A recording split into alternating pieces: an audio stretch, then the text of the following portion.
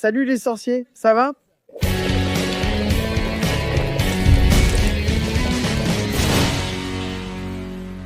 Un nouvel épisode très spécial de Bavardage est en ligne où je réponds à 100 questions sur Harry Potter. Bienvenue au Chaudron Percé. Ne reste pas un moldu, abonne-toi et active les notifications pour tout suivre. Tu peux devenir membre de la chaîne et accéder à des avantages exclusifs comme des badges à côté de ton nom. Utilise des emojis dans les commentaires ou mets ton commentaire en avant avec le bouton « Merci », d'accord? Merci. Passons directement à la première question posée par Arthur Zoupo. Salut Kako. Salut, c'est ma première question. Regarde, il débute dans Papo Furado. Que signifient les tatouages sur la poitrine de Sirius dans Le Prisonnier d'Azkaban? On commence déjà avec une super question. Regarde les tatouages de Sirius. Ils sont une invention des films. Dans les livres, ils n'existent pas. Le gars qui a fait ces tatouages s'appelait, il me semble, Rob ou Bob Bliss. Je pense que c'était Rob Bliss. Il a dit que l'inspiration pour les tatouages de Sirius vient des tatouages russes utilisés chez les prisonniers. Un système complexe expliquait la signification des tatouages dans les prisons russes. Et donc il s'est inspiré de ça. Maintenant, la signification exacte, nous ne la connaissons pas. J'ai une vidéo où je parle de tous les tatouages de Sirius. Ici, j'y explique la signification de ces symboles et j'essaie de les relier à Sirius. Par exemple, le premier symbole qui est là, c'est Samek, un symbole qui vient de l'alphabet phénicien, et il signifie s'appuyer. Et là, je relie ça à Sirius, à la façon dont il s'est appuyé, en fait. Sachant son innocence, qu'est-ce qu'il a soutenu? C'est à Azkaban que cela a empêché les détraqueurs de le rendre fou. Le deuxième symbole en dessous est alchimique, il est à l'envers. Et c'est le symbole de l'amalgame, l'un des symboles de l'amalgame, parce qu'il y a plusieurs types de symboles en alchimie. Et il y a plus d'un symbole pour une même chose, celui-ci est celui de l'amalgame. Le processus d'amalgame, c'est essentiellement la séparation des éléments, la séparation des métaux. J'ai donc interprété cela pour Sirius. Comme Sirius était le seul de sa famille à aller à Gryffondor, il était différent de sa famille à ce niveau-là. Et Serpentard a pour couleur le vert et l'argent, et Gryffondor le bordeaux et l'or. Je l'ai compris comme une séparation due à l'amalgame, qui sépare l'argent et l'or. Bien sûr, tout cela n'est pas officiel, ce ne sont que des réflexions que j'ai faites en fonction de ces symboles-là. Et que signifie chaque symbole? Je ne peux pas répondre à propos de tous les tatouages, parce que c'est un épisode ici avec 100 questions, mais je laisse ici chez les gars cet épisode pour que tu puisses le voir. C'est un épisode d'il y a quelques années, mais il est complet, d'accord? La prochaine question vient de Victor Martim. Bonsoir Kako, bonsoir. Comment les prophéties arrivent-elles au ministère de la magie? Ces globes affaiblis sont des enregistrements des prophéties, pas les prophéties elles-mêmes, n'est-ce pas? C'est un enregistrement fait par la personne qui a été témoin de la prophétie lorsqu'elle a été prononcée. Donc, comme cela est placé dans un GLOBE, on ne connaît pas le processus, mais c'est cette personne qui le met dans le GLOBE, il l'emmène au ministère de la magie, montre un enregistrement de prophétie, puis le donne au département des mystères. Je crois que c'est comme ça. Gustavo Fernandez a dit ceci. « J'ai un tatouage d'une marque des ténèbres modifiée, car elle a été faite en micro-réalisme. Je ne l'ai pas fait en pensant à la mauvaise signification, car les mange-morts sont des personnes déplorables. Je l'ai fait parce que je trouvais le dessin beau et parce que je suis un grand fan de Harry Potter. Quel est ton avis sur ce genre de tatouage? Eh bien, pour commencer, c'est ton tatouage, et je n'ai pas à avoir d'opinion à ce sujet. Mais puisque tu as posé la question, je ne vois aucun problème à ce que des gens se fassent tatouer la marque des ténèbres ou quoi que ce soit en rapport avec Harry Potter. J'ai un mange-mort tatoué sur la main, mais ça ne veut pas dire que je les trouve cool. C'est juste que je trouve ce tatouage stylé. Avant, il y a quelques années, quand j'étais plus jeune, j'étais un peu comme ça. Rien à voir, un tatouage de la marque des ténèbres, non? Franchement, c'est pratiquement le symbole de la suprématie des mange-morts. Mais tard, j'ai fini par changer un peu mon point de vue à ce sujet. Parce que, mec, ce n'est qu'un tatouage. En dehors du monde de Harry Potter, ça ne représente rien de réel, à moins que la personne ait vraiment ces idées-là. Mais là, ça dépend de la personne, non? Mais si on commence à juger ce genre de tatouage, alors tous ceux qui se font tatouer Dark Vador sont fous, sont des méchants. Tous ceux qui se font tatouer le Joker sont des méchants. Quoique, le Joker a quand même ses histoires, non? Mais tous ceux qui se font tatouer, je sais pas, n'importe quel méchant, n'importe quel personnage qui n'est pas un héros, seraient d'accord, cautionneraient tout ça. Je pense que c'est un truc idiot, tu vois. C'est une vision idiote pour moi, bien sûr, mais c'est ma vision. Si tu n'aimes pas, ne te fais pas tatouer, non? Et voilà, merci, à plus. Gustavo Albino Salut, Kako, ça va? Et toi? Dans le monde des sorciers, il existe différents niveaux de dangerosité pour les sorciers recherchés. Selon la situation, la Confédération internationale des sorciers intervient dans certains pays pour capturer ces sorciers. C'est au ministère de la magie de gérer cela. Bien à toi, une accolade, mon cher. Il y a donc un niveau de dangerosité, non? Oui, certains sorciers sont recherchés dans le monde entier, comme Grindelwald. Et oui, la Confédération internationale des sorciers se réunit pour prendre des décisions. Pour tenir responsable ce pays, ou dans ce cas, un ou plusieurs pays, qui négligent l'affaire en question, n'est-ce pas? Mais je ne sais pas s'ils peuvent agir directement comme ça. Par exemple, envoyer quelqu'un de la Confédération internationale des sorciers sur place. Mais oui, elle se réunit pour évaluer. Et le degré de dangerosité, on n'a pas de chiffre comme ça. Ah, celui-ci est au niveau 5, celui-ci est au niveau 6, je ne sais pas, il n'y a pas ce genre de chiffre spécifié, mais il existe bien un certain degré de dangerosité. Et les sorciers là, qui sont plus dangereux, qui sont recherchés internationalement, finissent par être la cible de la Confédération internationale des sorciers. On voit ça même dans les animaux fantastiques, où la Confédération se réunit pour évaluer le cas d'un moldu assassiné, n'est-ce pas?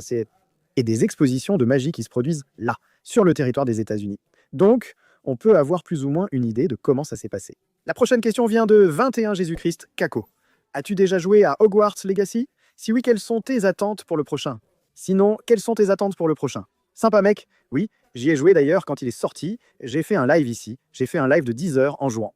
C'était fou mec, je suis dingue. J'ai pu faire ça seulement parce qu'à l'époque, ma fille avait genre 3 mois, donc c'était super facile à faire. Aujourd'hui, je ne pourrais plus faire ça, mais mec, je l'ai fait. J'ai trouvé Hogwarts Legacy vraiment superbe, un vrai cadeau pour les fans. Bien sûr, il y a quelques petits points à améliorer. Je pense que le système de sanctions pourrait être un peu plus strict, non? En ce qui concerne l'utilisation des malédictions impardonnables et tout ça, mais c'est un jeu vraiment sympa, un jeu vraiment cool, j'en suis très satisfait. Et mec, pour le 2, j'espère qu'ils pourront améliorer un peu ça. Le fait que tu puisses lancer des sorts sur qui tu veux, même en dehors des missions. Ou le fait d'avoir un système de punition un peu plus strict, ou même un système de moralité un peu plus poussé, tu vois? Un peu plus genre, tu as utilisé un sort impardonnable, tu as fait quelque chose de mal. Tu es vraiment vu comme un mage noir à ce moment-là, tu vois? Pas vraiment comme un mage noir, mais avec un système de moralité plus marqué. Pour le prochain, voilà mes attentes. Concernant le cadre du jeu, j'ai trouvé ça incroyable. Et il y aura aussi du Quidditch dans le prochain, non? Pour l'amour de Dieu, prochaine question de Rufflepuff souligné magie. Salut Kako, ça va? Et toi? Bien? Ma question porte sur une possible erreur dans les reliques de la mort. Partie 1, lorsque Ron s'inquiète pour Ginny, Fred et George, se demandant s'ils sont vivants. Et il écoute la radio pour savoir, car il ne voit pas ses frères sur la carte du maraudeur. Bon, d'abord, pourquoi Fred et George n'apparaîtraient-ils pas sur la carte du maraudeur? Parce qu'ils n'étaient déjà plus à Poudlard, n'est-ce pas? Depuis la 5e année, ils n'étaient plus à Poudlard. Ginny, dans ce cas, il reste là à écouter la radio, car dans le film, il le fait pour savoir si sa famille a eu un problème. Mais dans le livre, il essaie de capter la radio. Observatoire Potter. Pour suivre l'actualité en général, pas juste celle de sa famille. Dans le film, ils insistent sur la famille, tu vois. Sur la carte du maraudeur, il verrait Ginny lorsqu'elle commencerait à Poudlard. Quand ils s'enfuient là, les cours n'ont pas encore commencé, ni rien de ce genre. Donc c'est pour ça que, dans le film, ça n'avait pas vraiment de sens qu'ils regardent sur la carte du maraudeur, d'accord? Ça, c'est vraiment du film. Dans les livres, ils n'écoutaient pas la radio pour vérifier la famille. Ils parlent de l'émission qui annonce la vérité sur ce qui se passe. Et elle n'est pas manipulée par le ministère de la Magie, contrôlé par Voldemort. Notre prochaine question vient de... Salut, ça va? Ma question porte sur les reliques des maisons. Pourquoi le médaillon, la coupe et le diadème sont-ils des objets ordinaires, alors que celui de Gryffondor est une épée? Eh bien, Godric Gryffondor était un excellent duelliste à son époque. Et comme il s'agissait d'une époque où le statut international du secret n'existait pas. En magie, sorciers et moldus vivaient ensemble. La magie n'était pas un secret, bien que beaucoup de sorciers préféraient vivre discrètement. Sans révéler sa véritable identité aux moldus, Godric Gryffondor ne trouvait pas juste de se battre contre un moldu, contre un chevalier moldu ou toute personne non magique en utilisant la magie. Il utilisait l'épée pour se battre à armes égales, d'où sa relique. Question de Lufano, père de Pète. Lufano, père de Pète? Kako? Que penses-tu qu'il se passerait si quelqu'un essayait d'utiliser la pierre de résurrection pour ramener à la vie quelqu'un qui existe déjà sous forme de fantôme? Après tout, la pierre, d'une certaine manière, provoque un passage entre deux mondes. Les fantômes ne sont déjà plus à la place appropriée pour quelqu'un qui a quitté ce monde. Très bonne question. Mais mec, je pense que le fonctionnement de la pierre de résurrection, comme ça, je ne pense pas, non. Ma perception à ce sujet, c'est qu'elle a beaucoup plus à voir avec le sentiment de la personne qui a utilisé la pierre. Par exemple, là, quand Harry est dans la forêt et qu'il fait tourner la pierre, apparaissent les personnes qu'il aime, qui sont dans son cœur, qui sont déjà parties. Dans ce cas, sa mère, son père, Sirius, Lupin. Donc ce n'est pas quelque chose comme ça. Waouh! Je vais tourner la pierre, convoquer tous les morts et ouvrir un portail ici. C'est ça. Je pense que ce n'est pas comme ça que ça fonctionne. Et avec les fantômes, je pense que ça ne marcherait pas non plus. Justement parce qu'ils ne sont qu'un écho de ce qu'ils étaient de leur vivant. Et ils ne sont pas dans le monde des morts, n'est-ce pas? Ils sont déjà dans le monde des vivants. Donc on ne peut pas simplement les envoyer dans le monde des morts juste parce qu'un portail est ouvert. Parce que c'est ce que Sirius dit à Harry, n'est-ce pas, hein? Les personnes qu'on aime ne nous quittent jamais. Elles seront toujours dans notre cœur. Ces personnes-là, elles font partie de Harry. Elles étaient dans le cœur de Harry. Donc, c'est pour ça que la pierre de résurrection les matérialise là, n'est-ce pas? Elle matérialise jusqu'à un certain point ces êtres chers à Harry. Ce n'est pas simplement ouvrir une porte. Et les gars, venez du monde des morts. Ça ne marche pas ainsi. La prochaine question vient de Michel Oliveira. Bonjour mon ami, ça va? Ça va et toi? Moi, ça va bien. Oh, c'est super. Alors, Dumbledore ne connaissait aucun sort pour trouver Voldemort ou empêcher sa fuite lors du combat au ministère. Donc il faut qu'on change un peu cette idée que Dumbledore était tout puissant. Il était puissant, oui, mais Voldemort lui donnait quand même un peu de fil à retordre. Le duel était très intense et Dumbledore a pris l'avantage. Mais malgré tout, Voldemort était un sorcier puissant, et Dumbledore aussi était un sorcier puissant. Leur affrontement était un duel grandiose.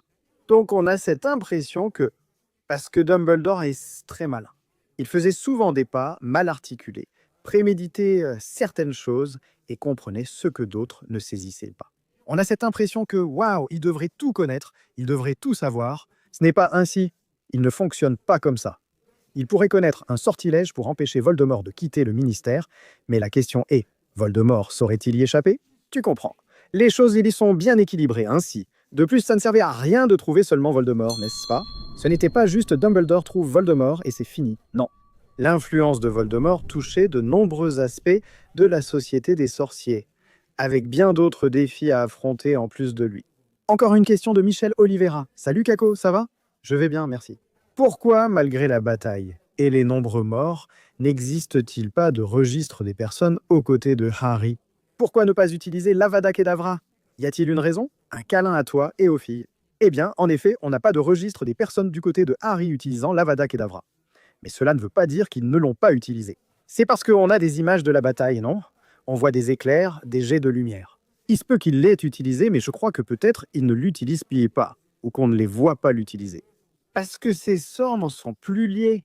Pas seulement les sorciers des ténèbres, mais aussi ceux sans beaucoup de scrupules, tu vois? Tu sais, ils s'en fichent, ils tuent, torturent et utilisent les malédictions impardonnables. D'accord, en temps de guerre, la guerre, c'est la guerre, non?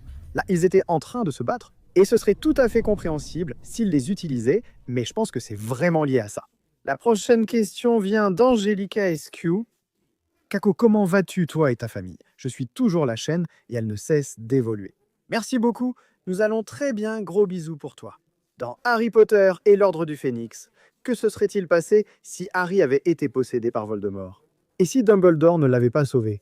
Une accolade de sorcier. Donc dans ce cas, ce n'est pas Dumbledore qui sauve Harry. C'est Voldemort qui ne supporte pas la possession. Il ne supporte pas la possession avec Harry, donc il n'aurait pas réussi à posséder Harry, d'aucune façon. Parce que le contact de l'âme de Voldemort chasse son contact avec Harry, une âme remplie d'amour, ce pouvoir qu'il sous-estimait, l'amour. Il ne résiste pas. Après cela, Voldemort n'a plus tenté de posséder ou contrôler l'esprit de Harry, car ce contact était une torture pour lui. On ne peut pas imaginer ce qui se serait passé s'il avait réussi, car Harry n'a pas été sauvé, ni Voldemort arrêté. Même Voldemort n'a pas réussi cela. La prochaine question est de Giuliano de Piccoli. Les aurores du ministère pourraient-ils arrêter Voldemort? Voici une autre question qui s'inscrit dans le même schéma que celle sur Dumbledore, n'est-ce pas? Oui, il pouvait l'arrêter et le combattre, mais ce n'était pas simple. Il ne parvenait pas à capturer Voldemort. Surtout parce que, lors du retour de Voldemort pendant la Seconde Guerre des Sorciers, le ministère de la Magie est pris, non? Alors, tout est entre ses mains, les aurores sont sous son contrôle, tout est entre ses mains. On a comme exemple Alastor Maugrey, qui est l'un des plus grands aurores, l'un des grands noms dans ce domaine. Il finit simplement par mourir durant la Seconde Guerre des Sorciers, n'est-ce pas? Même s'il était prêt pour ça, Il était prêt à se battre, il pouvait affronter Voldemort, sauf que Voldemort est un sorcier très puissant, donc les morts arrivent. Ce n'est pas simplement arriver et dire « Bon, on a les moyens, alors on va réussir ». Ce n'est pas comme ça que ça marche, tu sais. La question suivante est née de Maya. « Salut Kako, ça va ? Que fait le croque-mitaine à ses victimes ? En plus de les effrayer, les dévore-t-il ou aspire-t-il leur âme ? Bonne question. J'ai d'ailleurs consacré un épisode entier au croque-mitaine et aux vrais dangers qu'il représente. Mais en gros, ce que j'ai dit dans cette vidéo, c'est que je pense que les croque-mitaines décomptent une certaine limite à ce qu'ils peuvent causer. Au fond, leur plus grande arme, c'est vraiment la peur de leurs victimes. C'est la façon dont leurs victimes réagissent face à la peur. Par exemple, les croque-mitaines peuvent imiter certains pouvoirs selon la forme qu'ils prennent. En s'entraînant au sortilège du Patronus, Harry ressent les sensations du détraqueur. Il doit se rappeler la sécurité terrifiante de sa mère tuée. Je ne pense pas qu'un croque-mitaine devenu détraqueur puisse aspirer l'âme de quelqu'un, par exemple. Tu vois ? Il y a une limite, que j'explique mieux dans cet épisode. Je conseille à ceux qui ne l'ont pas vu de le regarder. Et à toi qui viens d'arriver, regarde-le aussi, c'est vraiment sympa. Bien sûr, après avoir regardé cette vidéo ici, n'est-ce pas ? J'en ferai là. Salut Kako, ça va ? Et toi ? Avec Harry, on a appris qu'un Horcrux peut être créé dans un être vivant. Et si Voldemort en faisait un dans un phénix, que se passerait-il ? Puisque le phénix est un être immortel ? Il renaît de ses cendres, c'est une question très cool, très intéressante. Mais on ne peut travailler que dans le domaine de l'hypothèse. D'accord ? Qu'est-ce que je pense qu'il pourrait se passer ? Le phénix, quand vient le moment de mourir, il prend feu et renaît de ses cendres. Le concept de base pour que le Horcrux survive, c'est que le réceptacle qui contient l'âme reste intact. Si le phénix prend feu et que son corps est réduit en cendres, alors ce réceptacle n'est pas intact. D'accord, mais elle renaît de ses cendres, oui, mais est-ce que le Horcrux dans le phénix survivrait à cette combustion spontanée, si puissante du phénix pour renaître de ses cendres ? Et il renaîtrait avec ce phénix-là ? Je ne sais pas. Je pense que c'est une hypothèse à laquelle on peut réfléchir, et je pense que c'est pour ça qu'elle ne survivrait pas, mais ce n'est qu'une hypothèse. Je ne sais pas ce que vous en pensez. Rappelons que le Horcrux, la partie de l'âme dans le Horcrux, ne fonctionne pas comme l'âme principale. Une âme intacte habitant un corps humain. Une âme intacte, non fragmentée ni brisée pour créer un Horcrux, survit sans le corps. Le corps meurt alors, n'est-ce pas ? Le corps est attaqué, l'âme poursuit son chemin vers l'au-delà. Quant à l'âme Horcrux, elle a besoin d'un réceptacle pour survivre. Donc si le réceptacle est détruit, l'âme Horcrux ne survit pas. Donc je pars de ce principe, alors je pense que ce ne serait pas une si bonne idée de faire une Horcrux dans un phénix. La prochaine question vient de Lovegoodzinho. Salut Kako, ça va ? Ça va, et toi ? Oups, pardon, mon ami Patigno. Si un détraqueur était fourche-langue, il pourrait parler à un Patronus en forme de serpent pour le convaincre de le laisser tranquille. Mes amis, j'aime quand vous partez dans des délires comme ça. Oh, quelle question perchée, mec. Mais voilà, un détraqueur ne peut pas être fourche-langue. La fourche-langue est un don héréditaire, transmis de père en fils. Bien sûr, c'est héréditaire, transmis de parent à enfant. Et les détraqueurs ne naissent pas comme ça. Les détraqueurs, ce ne sont pas des êtres. Ils n'ont jamais été vivants, ils se manifestent, ils se multiplient à partir des émotions humaines. Donc il ne peut pas hériter du fourche-langue de quelqu'un, parce que cela doit être transmis de père en fils. Tu demandais si un détraqueur y allait, c'est tout ça ? Pas dans le cas où un détraqueur irait vraiment, mais hypothétiquement, s'il y allait, le détraqueur utiliserait une communication assez limitée. Donc je pense que ça ne fonctionnerait pas. Sans compter que le patronus d'un serpent, ce n'est pas un serpent, c'est un patronus, c'est une énergie matérialisée, issue d'émotions très fortes et sincères. Et ce n'est pas la créature qui s'occupe du détraqueur. Ce n'est pas la forme animale, sinon le patronus non corporel ne marcherait pas. Ce n'est pas la forme animale. Elle en dit bien plus sur l'essence du sorcier qui la lance que sur l'effet en lui-même. D'ailleurs, le patronus le plus puissant du monde était celui d'une souris. Donc je pense que ça ne servirait pas. D'accord ? Mais la question est très intéressante. La prochaine question vient de Jonathan Alves. Salut Akako, ça va ? Moi je vais très bien. J'ai un doute sur le moldu dans Les Animaux Fantastiques, je ne me rappelle plus son nom. Il a utilisé un sort avec la baguette donnée par Dumbledore. D'après ce dont je me souviens, il n'est pas possible de laisser une baguette avec un sortilège pour qu'il soit utilisé plus tard. Mon cher Jonathan, à ce stade, tu as peut-être déjà compris ce qui s'est passé. Je ne sais pas si tu as déjà vu ça quelque part ou si tu as déjà compris. Parce que, tu vois, la question date un peu, mais voici la réponse. Jacob, c'est bien son nom, mais il n'a pas lancé le sort, c'est Eulalie Riggs qui l'a fait. C'est cet professeur qui est là avec lui, qui lance le sort et qui donne l'impression que c'est Jacob qui le fait. C'est elle qui agit discrètement. Parce que c'est lui qui tient la baguette. Et ça donne l'impression que c'est lui, mais c'est fait exprès pour qu'on pense que c'est lui. Alors qu'en réalité, ce n'est pas lui qui le fait. Il n'y a pas de sortilège stocké dans cette baguette, ni rien de ce genre. On ne peut pas laisser un sortilège ici, c'est Eulalie Beauté qui le lance. La prochaine question vient de Guilherme. Salut, tout va bien, tout va bien. Et toi, serait-il possible de bloquer la potion polynectar? Par exemple, empêcher quelqu'un de devenir Dumbledore ou moi. Intéressant. Pour l'instant, je ne me souviens pas qu'il existe un moyen d'empêcher la transformation. Une fois que la potion est en cours de transformation complète, s'il y a un moyen quelconque. C'est dans un jeu, quelque chose que je n'ai pas vu, mais je crois que non. Rodrigo de Lucacaco demande: Voldemort a-t-il su que Harry a volé un collier à Dola de Zamburge au ministère? Si oui, Harry n'a jamais imaginé que c'était son collier, pensant qu'il était dans la caverne.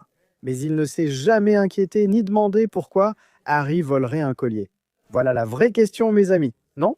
Dans le film, on dirait qu'il prend juste le collier. Mais non, Hermione est très intelligente. Et quand elle prend le collier de Zamburge dans le livre, elle le multiplie avec un sortilège de duplication et remet le collier, à nouveau, autour de son cou. Pour qu'elle ignore totalement le vol du collier. Donc non, Voldemort ne sait pas qu'un collier a été volé à Dola Zamburge. La prochaine question vient de Altista Lufanokako. Tu comprends s'il est historiquement possible qu'un gardien du secret fasse un serment perpétuel pour ne pas révéler le secret? Je sais que le sortilège Fidelius lui-même suppose une confiance, mais ce serait, en théorie, une façon efficace de renforcer le sortilège. Mon gars, je crois que ça ne fonctionnerait pas. Tu sais pourquoi? Le principe du sortilège Fidelius, c'est justement, comme tu l'as dit, la confiance. Le sortilège Fidelius est gardé au plus profond de l'âme, dans l'essence même de l'âme, de celui qui détient le secret. S'il fait une magie pour protéger, ça, je pense que ça perd de sa force, ça perd complètement son sens. Et ce n'est pas faisable, car aucune magie ne peut extraire cette information du détenteur du secret. Ni la torture, ni le contrôle de l'esprit, ni la malédiction de l'impérium, rien n'est capable. Un détenteur du secret ne peut le révéler que spontanément, de son plein gré et par sa propre volonté. Alors, je crois que ça ne marche pas comme ça. Donc, si la personne fait le vœu perpétuel de ne pas révéler le sortilège Fidelius, mais le révèle, elle ne mourra pas. Ce n'est pas ce que je dis. Je crois que le vœu perpétuel n'aurait pas d'efficacité sur le sortilège Fidelius en lui-même. Si la personne veut révéler le secret, elle risque de mourir. Mais le vœu perpétuel ne l'empêchera pas de parler. Si elle veut parler, tu comprends. C'est confus, mais je pense qu'une chose annulerait l'autre. Wesley Andrade. Salut Kako, ça va? Et toi? Je voudrais savoir si, dans Le Prince de Sang-Mêlé, la baguette de Lucius est devenue définitivement fidèle à Voldemort. Un câlin, mec, je ne pense pas. Dans ce cas, Voldemort emprunte en quelque sorte la baguette. Il ne prend pas la baguette de Lucius, on sait qu'il l'emprunte. Tu vois?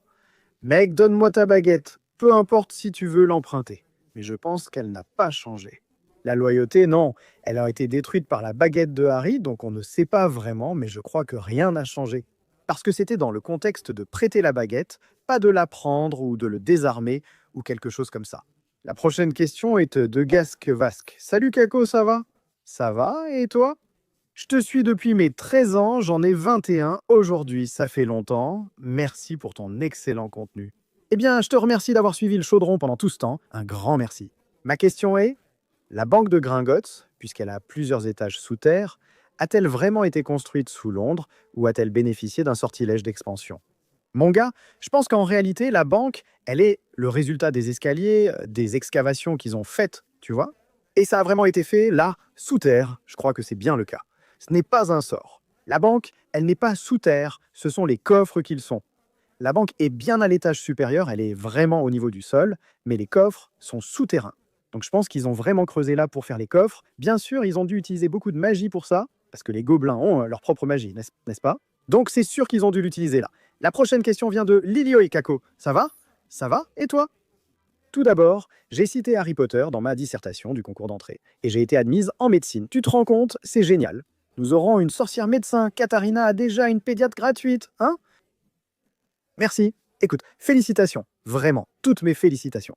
La question est la suivante. Existe-t-il un système de transfert dans les écoles de magie? Oui, cela existe. Natsaya Onaya, élève de Haut Agadou, a été transféré à Poudlard. Certaines écoles proposent des programmes d'échange permettant à des élèves d'autres établissements d'y participer temporairement. Durée temporaire de 6 mois dans les autres écoles, selon leur choix. Salut. Kako, je crois que c'était quand il a envoyé la question, le 22 février 2009, non.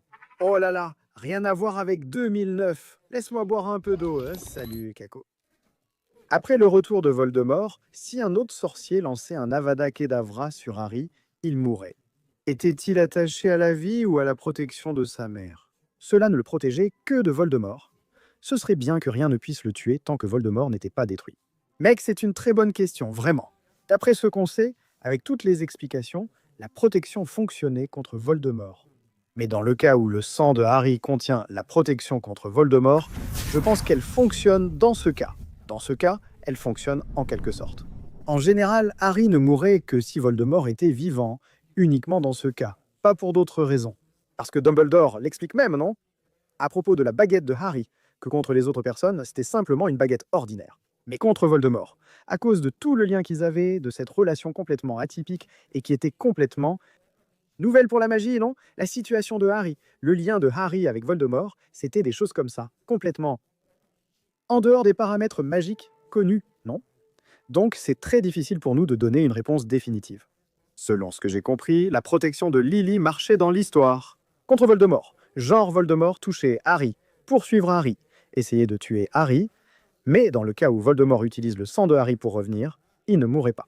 De toute façon donc, si Voldemort attaquait, ou si quelqu'un d'autre attaquait. D'accord. Dans l'histoire, Dumbledore dit qu'il était important que Voldemort attaque lui-même Harry. Mais je pense que là, il faisait plutôt référence au fait de détruire la partie de l'âme de Voldemort à l'intérieur de Harry. Au final, seul J.K. Rowling peut vraiment répondre à cette question. Mec Léonadaire, salut Kakito, ça va et toi? Ma question peut paraître idiote, mais je réfléchissais. Il n'y a pas de question idiote, si le journal a été détruit.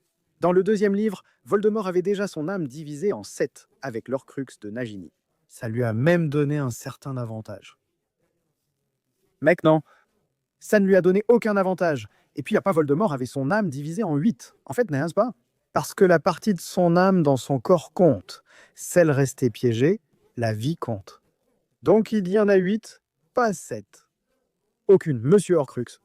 Même s'il en avait créé une, cela ne lui aurait donné aucun avantage. Ni 2, ni 3, ni 7. La prochaine question vient de Maria Karkarofina. Karkarofina, c'est un vrai nom ou c'est une référence à Voldemort se souvenait-il, savait-il, voyait-il ce que sa représentation dans le journal faisait à Poudlard avec Ginny et le basilic? Ou alors, il était juste en Albanie, a entendu parler du journal et s'est dit « Ah, ce journal, il en a fait. J'aurais dû en faire plus. » Non, je pense que Voldemort ne savait pas. Parce que, tu vois, la partie du journal commence à en apprendre sur Harry quand Ginny commence à écrire. Et Voldemort, il ne ressentait rien quand les Horcruxes étaient détruits, ni ce que les Horcruxes faisaient. Tellement qu'il va vérifier, il découvre que la coupe de Poufsouffle a été volée du coffre des Lestrange, il va vérifier dans les autres cachettes, c'est Horcruxes. Il ne ressent rien avec les Horcruxes. Il n'a pas conscience de ce qui se passe, qui les transporte, qui les manipule, qui fait quoi, qui les a détruites, comment elles ont été détruites, si elles ont été détruites. Dans les films, il semble ressentir, mais en réalité non. Donc je pense que non, il n'en a pas conscience. Il a dû l'apprendre seulement quand il est revenu. Ou je ne sais pas, quelque chose comme ça. La prochaine question vient d'Anna Carole. Kako, j'adore ta chaîne, merci beaucoup. Quand Barto Crouch Jr. était sous l'apparence de Maugrey Folwell, pendant le cours sur les malédictions impardonnables et que Neville parle de la malédiction. Cruciaux. Barto savait que Neville était le fils des Londubat qu'il avait torturé. Il le savait sûrement, et il fait ça parce qu'il est extrêmement sadique. Il savait que c'était bien Neville Londubat, et il savait qu'il était le fils de Frank et Alice. La prochaine question vient de Le Cao Kako. Ton travail est fantastique. Comment Pessonento, la partie vivante de Voldemort, a-t-elle quitté la maison de Harry sans être remarquée? Et ensuite, il est allé en Albanie. En fait, ce morceau... Pessonento, il vient après. Résultat d'une potion là-bas, et tout ça, qui part se réfugier en Albanie? C'est quelque chose d'immatériel, moins qu'un fantôme, comme décrit dans le livre, non? Alors, ça a dû partir dans l'air, comme un virus, tu vois. C'était comme la grippe. C'était un virus, c'est parti dans l'air. Question suivante de Lucas Beuve et Correa Kako. Quand Voldemort a été vaincu lors de la Première Guerre, il est juste resté dans un sale état, dans cet état d'esprit incapable. À cause du grand nombre d'Horcruxes, ou tu penses que ce serait le post-mortem de tous ceux qui ont créé des Horcruxes? Même si ça vient d'une seule personne, mec, c'est une question très intéressante. Et en plus, elle fait le lien avec la question précédente, non? Alors? Je pense qu'avec Voldemort, ça a été plus intense parce qu'il avait beaucoup d'Horcruxes, non? Il avait divisé son âme d'une manière que personne n'avait jamais faite. Mais je crois que celui qui a créé seulement un Horcrux reste aussi dans cet état, reste là, d'une certaine façon, ni fantôme, ni vivant, quelque chose d'un peu comme ça, immatériel aussi. Je pense qu'avec Voldemort, c'était plus intense. Mais même celui qui crée un seul Horcrux reste dans le même état. Dans ce sens-là. Ensuite, moi, la prochaine question vient de quelqu'un qui n'a pas mis son nom. Il a dû oublier de le mettre à ce moment-là. Salut Kako, tu vas bien?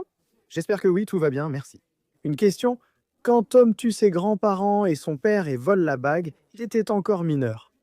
En effet, le ministère n'avait pas de traceur pour les mineurs et ignorait le lancement d'un sortilège impardonnable. Merci et bonne chance. Oui, il était mineur, il avait le traceur. Dumbledore explique à Harry, qui a le même doute, et le ministère de la magie. Il ne trace pas l'auteur de la magie, seulement qu'une magie a été faite près d'un mineur d'âge. De toute façon, le traceur des mineurs. Dans Harry Potter, il marche quand l'histoire l'exige. J'ai d'ailleurs fait une vidéo sur le traceur. Et comme il n'a pas de sens à plusieurs moments, c'est un point de l'histoire de Harry Potter qui vraiment... Il y a des moments où ça marche, où ça ne marche pas, où ça devrait marcher, et ça ne marche pas. Selon sa rédaction, c'est un outil défaillant, mais il aurait dû activer le traceur à ce moment-là. Toutefois, il ne suit pas la personne, mais la magie autour du mineur. Comme quand c'est arrivé avec Harry, quand Dobby a lancé le sort et que Harry a reçu l'avertissement, tu te souviens, celui qui a fait la magie, c'était Dobby, pas Harry. Comme il était le seul sorcier ici, ça lui est revenu. La prochaine question est de Larissa Araujo. Salut Kako, ça va? Et toi? Gros câlin à toi et ta famille. Je suis une grande fan de la chaîne et j'ai déjà regardé toutes tes vidéos. Oh, merci beaucoup. Vraiment merci. Je me demande comment les sans-mêlés et Némoldus gèrent leurs papiers administratifs. Y a-t-il un registre d'état civil ou un registre sorcier mondial? Excellente question. Écoute, seuls les sorciers ont des registres, non? Je ne sais pas si seuls les sorciers qui travaillent au ministère de la magie ont ce genre d'identification. Si un sorcier en a, alors tous, même les Némoldus, en ont aussi. Je crois qu'il doit faire une sorte de documentation parce qu'il est maintenant intégré dans le monde de la magie, n'est-ce pas? Il est soumis aux lois du monde de la magie. Donc je crois qu'ils peuvent en faire une documentation. Ce n'est mentionné nulle part, il n'y a rien d'officiel concernant les Némoldus qui doivent faire des documents. Mais cela soulève une question intéressante. Lors de la Seconde Guerre des Sorciers, quand Voldemort contrôlait le ministère, la commission d'enregistrement des Némoldus a été créée. Les Moldus enregistraient les sorciers Némoldus pour les identifier. Donc, cet enregistrement pour obtenir des papiers ne remettait pas en cause que le document soit délivré à un certain âge, comme 10 ou 11 ans. On ne remettait pas en question la raison, on ne remettait pas en question la pureté du sang ou l'état sanguin du sorcier en question. Ou alors, il n'y avait vraiment aucune documentation seulement pour certains postes au ministère de la magie. Très bien. La prochaine question vient de Johnny Souza. Salut Akako, ça va? Ça va et toi? Passe un salut à Picos dans le Pioi. Un salut à Picos dans le Pioi. Si un elfe sert une famille et que cette famille vient à mourir, il est automatiquement libre. Ou il sert d'autres membres de la famille, comme frères, oncles, neveux, etc. Un elfe n'obtient sa liberté que lorsqu'il reçoit un vêtement de l'un de ses maîtres. Donc si toute la famille meurt, il ira chez l'héritier suivant. S'il n'y a personne pour hériter, il y a la section de réaffectation des elfes de maison, si je ne me trompe pas, cette section-là. Elle s'assure que les elfes soient réaffectés dans de nouveaux foyers, après avoir été renvoyés, après avoir été libérés par la famille en question. Je pense aussi que cela concerne des elfes sans héritier, alors ils sont réaffectés là-bas. Dans cette session, la prochaine question vient de Volcom. Salutations, sorcière, salutations, mon ami. Existe-t-il un autre tournoi de sorciers que le tournoi des 3 sorciers réservé aux écoles européennes? Pampote. Et pas que si cela n'existe pas, ce serait une idée pour ces sorciers installés d'organiser un tournoi d'envergure internationale, incluant l'Afrique, l'Amérique, etc. Mon gars, ouais, c'est vraiment cool, ta question est vraiment très intéressante. Alors, il existe le tournoi de potions, et je sais qu'il inclut plusieurs écoles. Il y a l'école de Russie qui participe, il y a des écoles du monde entier, mais je suis d'accord qu'il pourrait y avoir des tournois, oui, impliquant toutes les écoles du monde, ça, ce serait vraiment génial. Un tournoi dans le style du tournoi des 3 sorciers, ce serait vraiment super. La prochaine question vient de Lucas et Emerson. Voldemort n'aurait-il pas pu envoyer Rogue au Square Grimord après le sortilège tabou dans les Reliques de la Mort? Tous ceux à qui Albus Dumbledore avait confié le secret sont restés fidèles. On pouvait remarquer que quelqu'un prononçait beaucoup le nom de Voldemort là-bas. Félicitations pour ton travail. Mec, excellente question, vraiment sympa. Et d'ailleurs, je l'ai souligné dans la vidéo à propos des choses qui n'ont pas de sens. Dans les Reliques de la Mort, le nom était bien prononcé. Des mange-morts étaient devant la porte, sachant que ce lieu appartenait à l'ordre du Phénix et que Harry pouvait y être. Il dit Voldemort, déclenchant le tabou. Les mange-morts restent devant la porte, et le 1er septembre, ils sont plus nombreux. Voldemort aurait très bien pu envoyer Severus Rogue là-bas, oui, parce qu'il savait que Rogue avait accès au Square Grimord, et Voldemort sait très bien que les personnes qui connaissent l'emplacement d'un lieu protégé par le sortilège, Fidelius devient le gardien du secret lorsque le premier gardien qui a confié le secret, ainsi que les autres personnes, meurt. Donc, je pense que c'est quelque chose qui n'a vraiment pas de sens. Et ça finit par être une faille. André F.E. Kako, savais-tu que la partie d'échecs de sorcier, dans le premier film, montre à quel point Ron était l'ami de Harry? En fait, il y avait une façon meilleure et plus rapide de faire échecs et maths, c'était le fou en C5. Mais pour cela, Ron aurait dû sacrifier son ami. Je trouve cette partie très belle car elle montre l'amitié entre les deux. Mec, oui, c'est vraiment cool. J'avais déjà vu une vidéo d'un gars qui est joueur d'échecs et qui a une chaîne sur YouTube. Et il explique des coups d'échecs qui se passent dans des films, des séries. Enfin, et puis il parle du coup que Ron a fait aux échecs et il parle de la possibilité d'autres coups.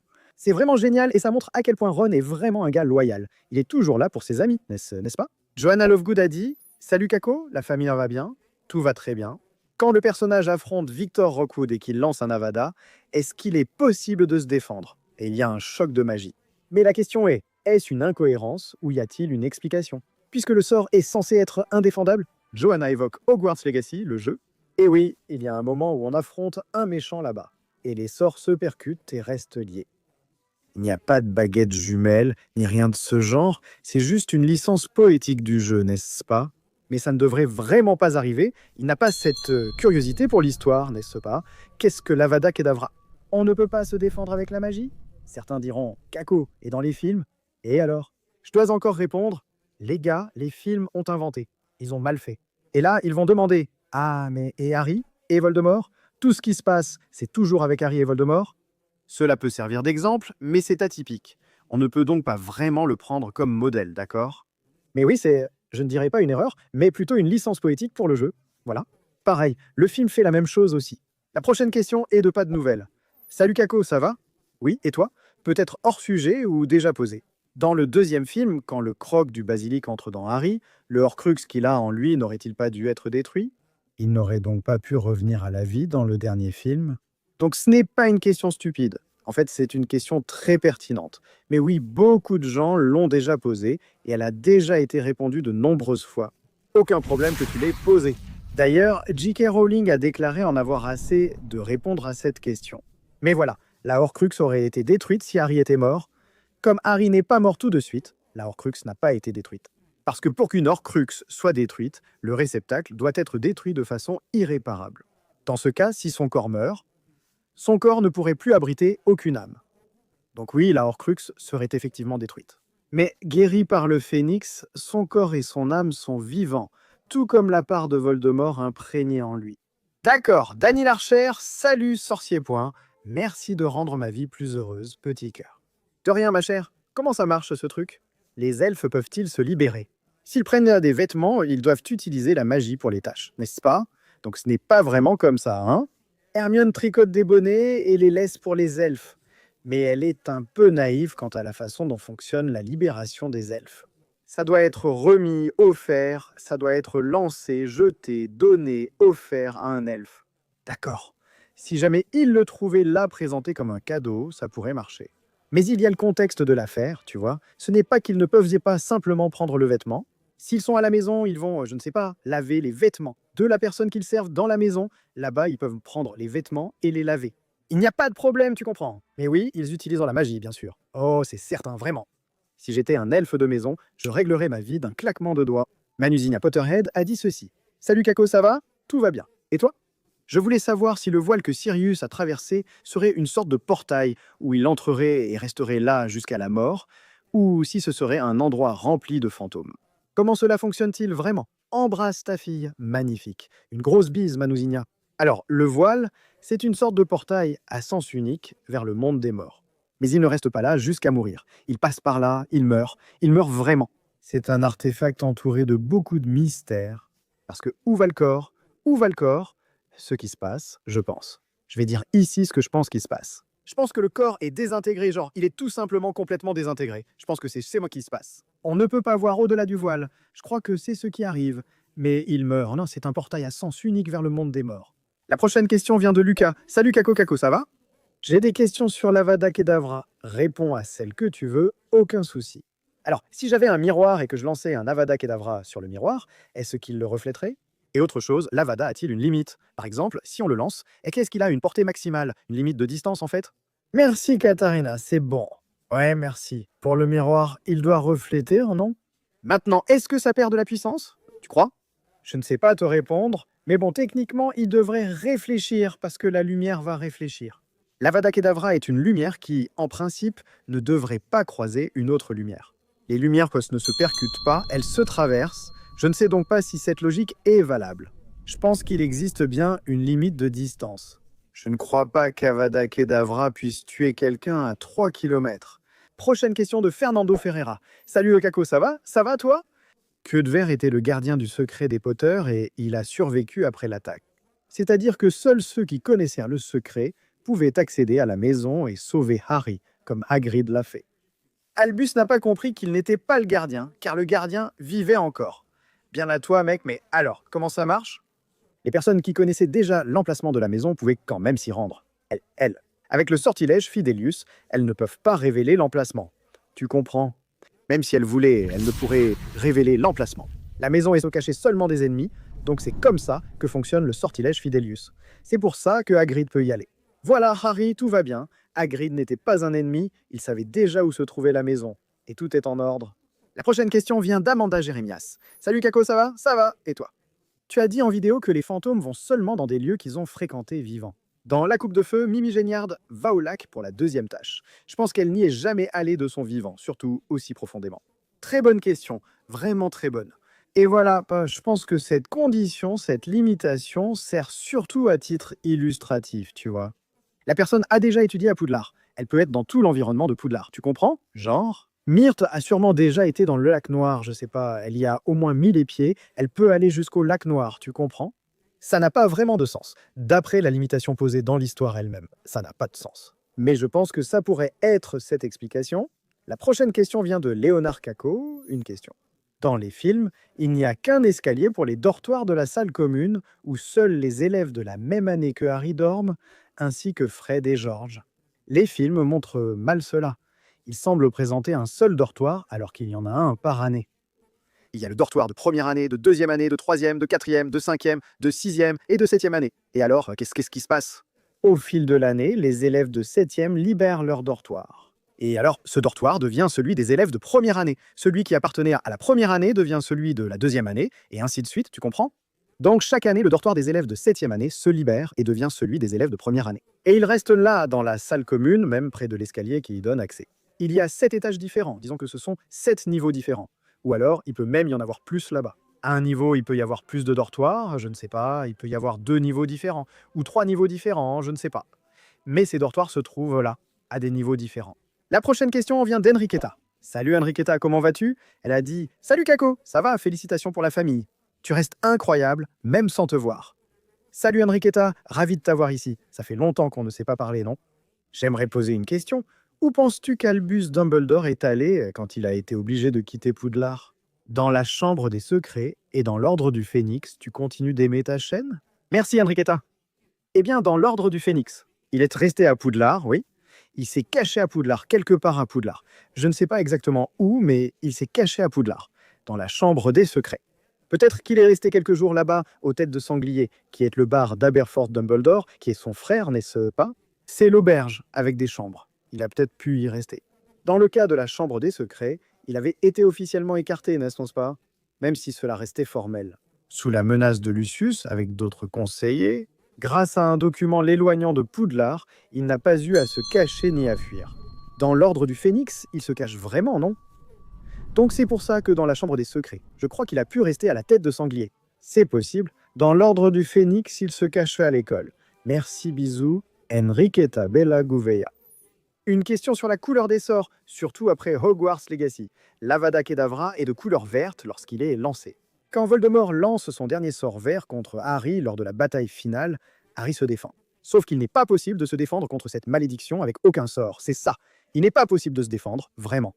Il n'est pas possible de se défendre. Les deux malédictions Avada Kedavra, celle de Hogwarts Legacy, verte, et celle contre laquelle Harry se défend, sont identiques. Mais c'est ce que j'ai dit dans cet épisode même. Tout ce qui arrive entre Harry et Voldemort est très atypique, complètement hors des règles de la magie. On ne survit pas à la malédiction de la mort, mais Harry y échappe 2 fois. Impossible de s'en défendre, pourtant Harry y survit à 2 reprises. Là-bas, au cimetière, quand les baguettes sont jumelles et qu'il y a toute une explication dans le contexte, et quand la baguette de Suro refuse d'obéir. En attaquant Harry, son vrai maître, les sorts s'affrontent et l'Avada Kedavra se retourne contre Voldemort. Mais c'est pour ça, parce que leur relation était complètement atypique, à cause du lien qu'ils partageaient à Kela. La prochaine question vient de Laetitia Silva. Bonjour Kako, j'espère que tu vas bien. Moi, je vais bien, merci. Merci d'être ma thérapie quotidienne. Oh, de rien, merci à toi pour ton affection. Le Choixpeau a-t-il pensé à envoyer Harry à Serpentard uniquement à cause du fragment d'âme de Voldemort? Ou Harry avait-il lui-même des penchants pour cette maison? Bisous à Katharina et Raïssa, merci ma chère. Le Choixpeau magique a envisagé de mettre Harry à Serpentard, parce que Harry avait vraiment des caractéristiques de Serpentard. La volonté de se prouver, de montrer qu'il était puissant, qu'il pouvait être puissant, il avait ça. Ce qui le différencie à ce moment-là, c'est qu'il choisit de ne pas aller à Serpentard. Dans cette maison, il pourrait être grand, il pourrait se prouver, il pourrait mettre tout son talent à l'épreuve. Mais comme cette maison était la même que celle de Voldemort, il ne voulait pas partager cela, il ne voulait pas aller dans cette maison. Donc son choix de ne pas aller à Serpentard montre que les caractéristiques de Gryffondor ont prévalu en lui. Ce n'est pas que « il n'est pas allé à Serpentard parce que Serpentard est mauvais », ce n'est pas du tout ça. C'est parce qu'il pouvait se prouver, il pouvait tout cela. Il avait ses caractéristiques, mais il choisit de ne pas aller à Serpentard. Il ne veut pas aller à Serpentard. Ce n'est pas seulement à cause de l'âme de Voldemort en lui, ce n'est pas tout. Parce que sinon, ce morceau d'âme de Voldemort, à l'intérieur de Harry, influencerait tout dans sa vie, non?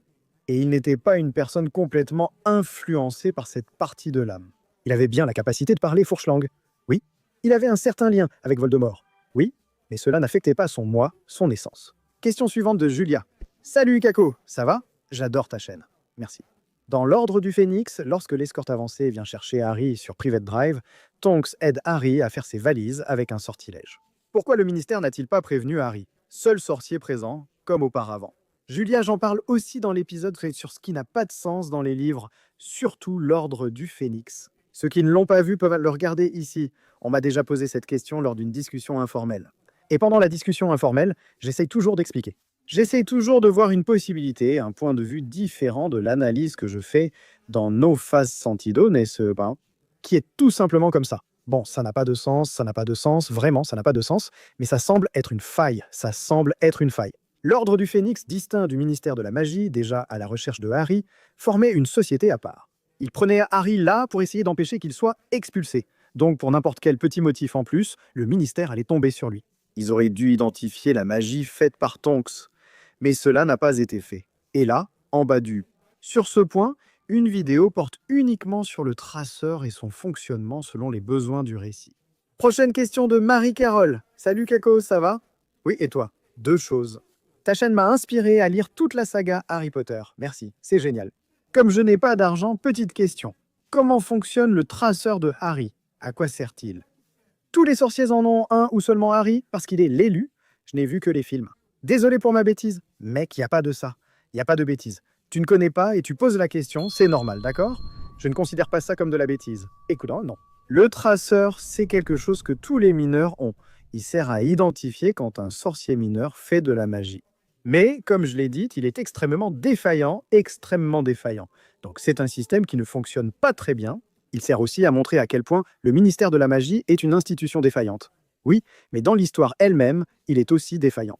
Prochaine question de Nina McNog. Salut Kako, ça va? Ça va et toi? Félicitations pour toutes tes réussites. Merci, vraiment merci.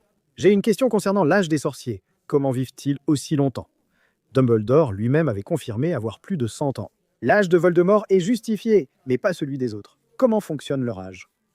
Bien à toi. Alors, les sorciers vivent-ils vraiment plus longtemps? Les espèces magiques finissent par vivre plus longtemps parce que les moldus sont plus sensibles aux maladies et à des choses auxquelles les sorciers et ces espèces ne le sont pas. Par exemple, tu ne verras pas un sorcier mourir d'un cancer, d'une pneumonie ou de maladies causées par des choses banales ou normales. Bien sûr, il y a des maladies graves chez les sorciers, comme la variole du dragon, mais ils vivent plus longtemps car leur physiologie diffère de celle des moldus. Et nous sommes arrivés à la moitié des questions. La question numéro 50 vient de Nymphadora Stonks. J'ai adoré, salut Kako, comment vas-tu? Je vais bien, et toi? Bisous à ta famille, merci. Et toi, comment vas-tu? L'éveil de la force apparaît-il? La magie se manifeste-t-elle chez les gens?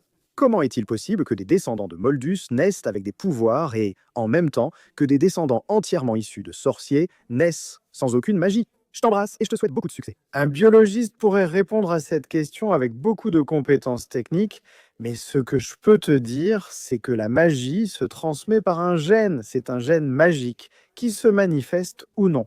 Donc un émoldu a forcément un sorcier dans son ascendance. Cela peut remonter à 3, 4, 5, 10 générations, et ce gène continue de se transmettre, de passer, de passer. Tout n'est moldu. Cela vient d'au moins un sang de bourbe, par exemple, un sang de bourbe qui est une personne née de parents sorciers. Mais il ne développe pas de magie, il a une aura magique et tout, mais il ne développe pas de magie. Il n'est pas comme un moldu, car il peut voir des créatures magiques comme les détraqueurs et accéder à des lieux cachés aux moldus. Poudlard n'est-ce pas? Dans son cas, il ne développe pas la magie, il n'arrive pas à faire de la magie. Au lieu de rester là dans la société des sorciers, où ils subissent beaucoup de préjugés et tout ça, ils finissent par se marier avec des moldus, ils finissent par avoir des relations avec des moldus. À partir de là, il y a une lignée sans magie. Sauf que le gène magique était là, il continue d'être transmis. Et donc cet aborto s'est marié avec cette moldu, et ils ont eu des enfants, moldus, moldus, moldus, moldus, se mariant avec des moldus, se mariant avec des moldus, avec des moldus, avec des moldus. Jusqu'à ce qu'à un moment, plus tard, deux parents complètement moldus et tout simplement un enfant sorcier, qui est le né moldu. Maintenant, pourquoi un aborto apparaît-il? Comment cela se produit? Je ne sais pas l'expliquer, il n'y a pas d'explication à cela, mais ça arrive, donc c'est comme ça que ça se passe, c'est un gène qui est transmis, et ça arrive comme ça. Si un sorcier épouse une moldue, il peut avoir un enfant. Ce n'est pas parce qu'un enfant est le fils d'un sorcier et d'une moldue qu'il est un avortement. Je précise, ce n'est pas un moldu mais un craquemol. S'il a au moins un parent sorcier et ne développe pas de magie, il est craquemol, tu vois. Même si la mère est au moldu, dans ce cas, Gildo Erlacher-Hart est des comme ça. Sa mère était sorcière, son père et deux frères moldus, lui sorcier. Pareil pour Ombrage. Le père était sorcier, la mère était moldu, le frère était moldu, moldu. Dans le cas d'un craquemol, l'enfant de sorcier qui ne développe pas de magie est un craquemol. Et tu as compris? Donc c'est une question de gène. Quelqu'un qui s'y connaît bien en biologie pourrait donner une super explication de comment ça fonctionne techniquement. Honnêtement, je ne me souviens pas très bien de mes cours de biologie, un an de gènes hérités, ce genre de choses. Je peux faire des recherches et une super vidéo dessus, non? Une idée sympa. La prochaine question vient de Paokita. Salut Kako, j'espère que tu vas bien. Merci, je vais bien. Si un sorcier faisait Lumos sans baguette, est-ce que toute sa main s'illuminerait ou seulement le bout de son doigt? Je me suis demandé ça tout à coup. À bientôt, tu imagines? Comme l'extraterrestre, non? Mec? Je pense que la lumière viendrait, pas du bout du doigt. Imagine une petite boule lumineuse dans la main, ce serait ça. Je pense, non? Matt Lufano Kako, ça va? Ça va, ça fait un moment. Mais félicitations pour ta petite fille. Ta famille est très belle. Merci beaucoup. Je ne sais pas si on l'a montré dans le jeu Hogwarts Legacy, mais j'avais un doute sur la matière enseignée par le professeur Fig. Où était-il professeur? Avant les événements du jeu? Mon ami? Si je ne me trompe pas, le professeur Fig enseignait la théorie de la magie, tu veux voir? Laisse-moi vérifier ici, vieux. Théorie de la magie. Éléazar Fig enseignait la théorie de la magie. C'est une matière optionnelle, ce n'est pas une matière obligatoire, une matière. Les élèves dès la 6e année. Prochaine question de Mayara Velasquez. Salut Okako, ça va? Ça va? Et toi? On est à ton travail? Merci Mayara. Question. Tu penses qu'il serait possible que la reine Maeve ait enseigné au fondateur de Poudlard? C'est une question remarquable. C'est une question remarquable. Oh, une telle question. Tu connais la reine Maeve? Tu ne sais pas qui c'est?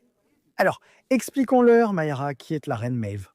La reine Maeve était une sorcière. Elle enseignait aux jeunes sorciers avant que l'école de magie et de sorcellerie de Poudlard n'existe. Parce qu'il était très courant que des sorciers enseignent à d'autres sorcières à la maison, ou alors en petits groupes. Dans le cas de la reine Maeve, elle faisait cela dans son château. Donc je pense que c'est comme ça.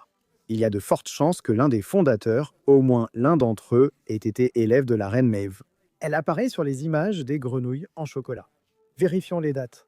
Attends, reine Maeve, pour que je me fasse une idée. Elle est antérieure à Poudlard, non? Elle est née avant les fondateurs, donc elle pourrait précéder Poudlard tout en ayant leur âge à l'époque. Par exemple, il se peut que les fondateurs aient le même âge qu'elle, qu'ils soient dans la même tranche d'âge et qu'ils aient fondé l'école, mais pas elle. C'est possible. Les fondateurs, ou l'un d'eux, pouvait être son élève. Elle venait d'Irlande, non? Elle venait d'Irlande, donc peut-être, peut-être. Ah, c'est une possibilité intéressante. La question suivante vient de Luan Ampère. Dans le livre Harry, il y aurait dans les pensées de Severus, tu peux te promener dans les endroits où Rogue n'est pas, si tu comprends bien. En cas de crime, il ne pourrait pas utiliser la mémoire d'un témoin pour s'approcher, ou même écouter les conversations de celui qui l'a commis. Merci, succès, belle famille. Oui, Harry peut aller là où Rogue n'était pas, mais proche, non? On ne peut pas, genre, aller très loin. Mais les souvenirs ne sont pas utilisés lors des procès de manière formelle, parce que les souvenirs peuvent être modifiés. Les gars, l'exemple de Slughorn montre que sa mémoire a été modifiée, donc les souvenirs peuvent l'être. Voilà pourquoi ce n'est pas utilisé. La prochaine question vient d'Alandra. Madame Waxim était à moitié géante, ce qu'elle avait honte d'admettre, peut-être à cause de ses ancêtres. Oui, elle était à moitié géante, et elle avait honte de l'admettre. Qui sait qui était son parent à moitié géant, mais elle était à moitié géante? Eloïsa Fernandez. Salut, Kako, ça va? Oui, et toi? Je voulais savoir à propos de la magie de la musique. Je veux dire, si la musique a une quelconque influence, une influence magique dans le monde de Harry Potter, comment ça fonctionne? Je suis très curieux, mais je n'ai rien trouvé à ce sujet. Une accolade à toi et ta famille. Ton travail est excellent. Merci pour ta gentillesse. La musique, si nous avons des informations sur la magie spécifique de la musique, nous n'en avons pas. Nous avons Dumbledore qui dit que la musique est l'une des magies les plus belles qu'ils ont à Poudlard, mais nous n'avons aucun détail en soi. Je pense que la musique, comme l'art en général, touche beaucoup l'être humain. Donc cela, c'est une magie puissante. Toute la magie là-bas est liée à l'émotion, non? Donc l'art qui touche les gens, il y a une certaine magie là-dedans. Puissante. Salut Kako, ça va? Ça va et toi? J'aime beaucoup tes vidéos et j'admire beaucoup ton travail. Merci beaucoup. Ma question est, quels sont les sorts que le Protego peut défendre? Et pourquoi Draco ne l'a-t-il pas utilisé dans la salle de bain? Dans le combat contre Harry qui a lancé le Sectum Sempra. Mec, il y a une liste considérable là, des sorts contre lesquels le Protego fonctionne. Je ne vais pas tous les citer ici car c'est une vidéo avec 100 questions, mais ils fonctionnent globalement. Des sorts plus simples, des sorts d'attaque plus simples, le Sectum Sempra est un sort très puissant. Je ne sais pas si le Protego l'arrêterait, c'est juste mon avis, mais il faut aussi être rapide et agile pour l'utiliser, non? Ce n'est pas simplement « Attends, je vais me protéger ». Donc Drago n'a pas eu ce temps-là, tu comprends? Salut Kako, ça va? Ça va et toi? J'ai 2 questions pour toi. Là, je vais devoir changer le titre de la vidéo en 101 questions. Harry Potter est le prisonnier d'Azkaban quand Harry et Hermione retournent dans le passé. Comment tu penses que Ron s'est senti? Il laisse rester normal, ça n'a rien changé pour lui. Leur retour dans le temps ne change les choses que pour lui. Pour Ron, la seule chose qui a changé, c'est qu'ils étaient à un endroit. Et une seconde plus tard, ils étaient à la porte, un peu plus loin. C'est tout, c'est dans le film, non? Alors la deuxième question. Quel sorcier est pour toi le plus puissant? Mec?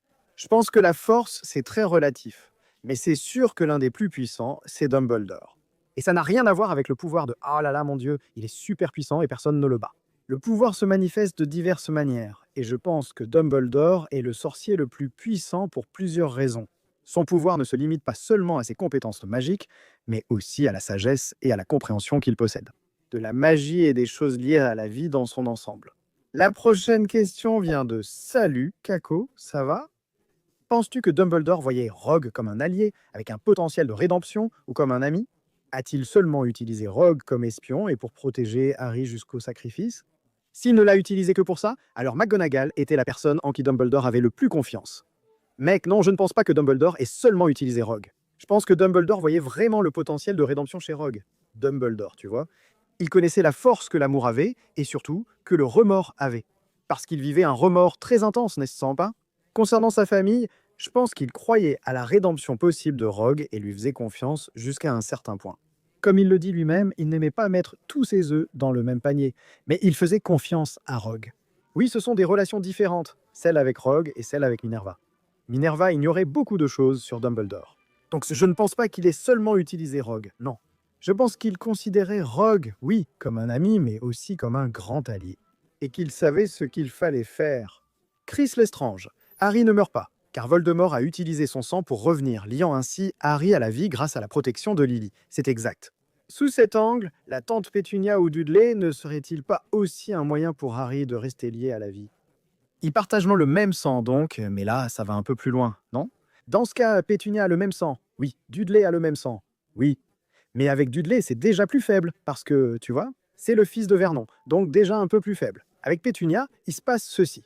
Harry était protégé tant qu'il vivait au 4, privé Drive parce que Dumbledore a lancé un sort pour étendre la protection du sacrifice de Lily là-bas à privé Drive. Et tant que Harry vivait dans cette rue, à cet endroit, quand il a été accepté par Pétunia, tant qu'il vivait là et considérait cet endroit comme sa maison, qu'il reconnaissait cela comme sa maison. Même s'il détestait cet endroit, cette protection fonctionnerait. À partir du moment où Harry et les Dursley quittent la rue privée, avec la certitude qu'ils ne reviendront plus, avec la certitude que ce n'est plus leur maison. Cette protection disparaît, mais c'est une protection qui empêche Voldemort d'aller à la rue privée et de faire du mal à Harry à la rue privée. Quant à cette protection du sang, qui était la protection de Lily, directement dans le sang de Voldemort, Voldemort l'a utilisée, n'est-ce pas? Voldemort utilise le sang de Harry, donc le sang de Voldemort. Cette protection venait directement du sacrifice de Lily. C'était bien plus fort, bien plus fort. Donc non, ça ne fonctionnerait pas de cette façon. La prochaine question vient de Henrik. Bonjour, j'ai 3 questions. On va changer le titre de la vidéo ici pour 104 questions. J'espère que ça ne vous dérange pas. Première question, que pensez-vous que le baron sanglant ferait? Que ferait-il s'il voyait un Serpentard discriminer un émoldu?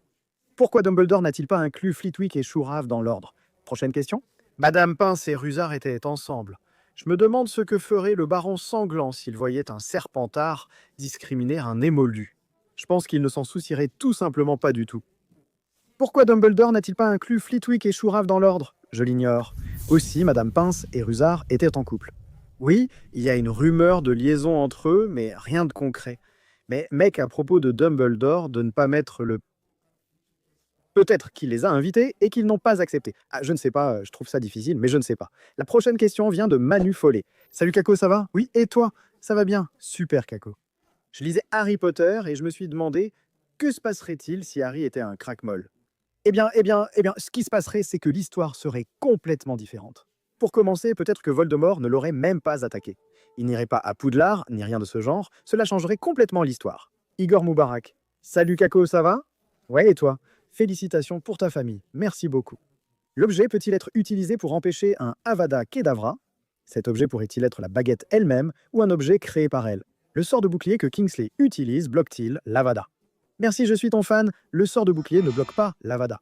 On ne peut pas utiliser un objet pour se protéger de l'Avada.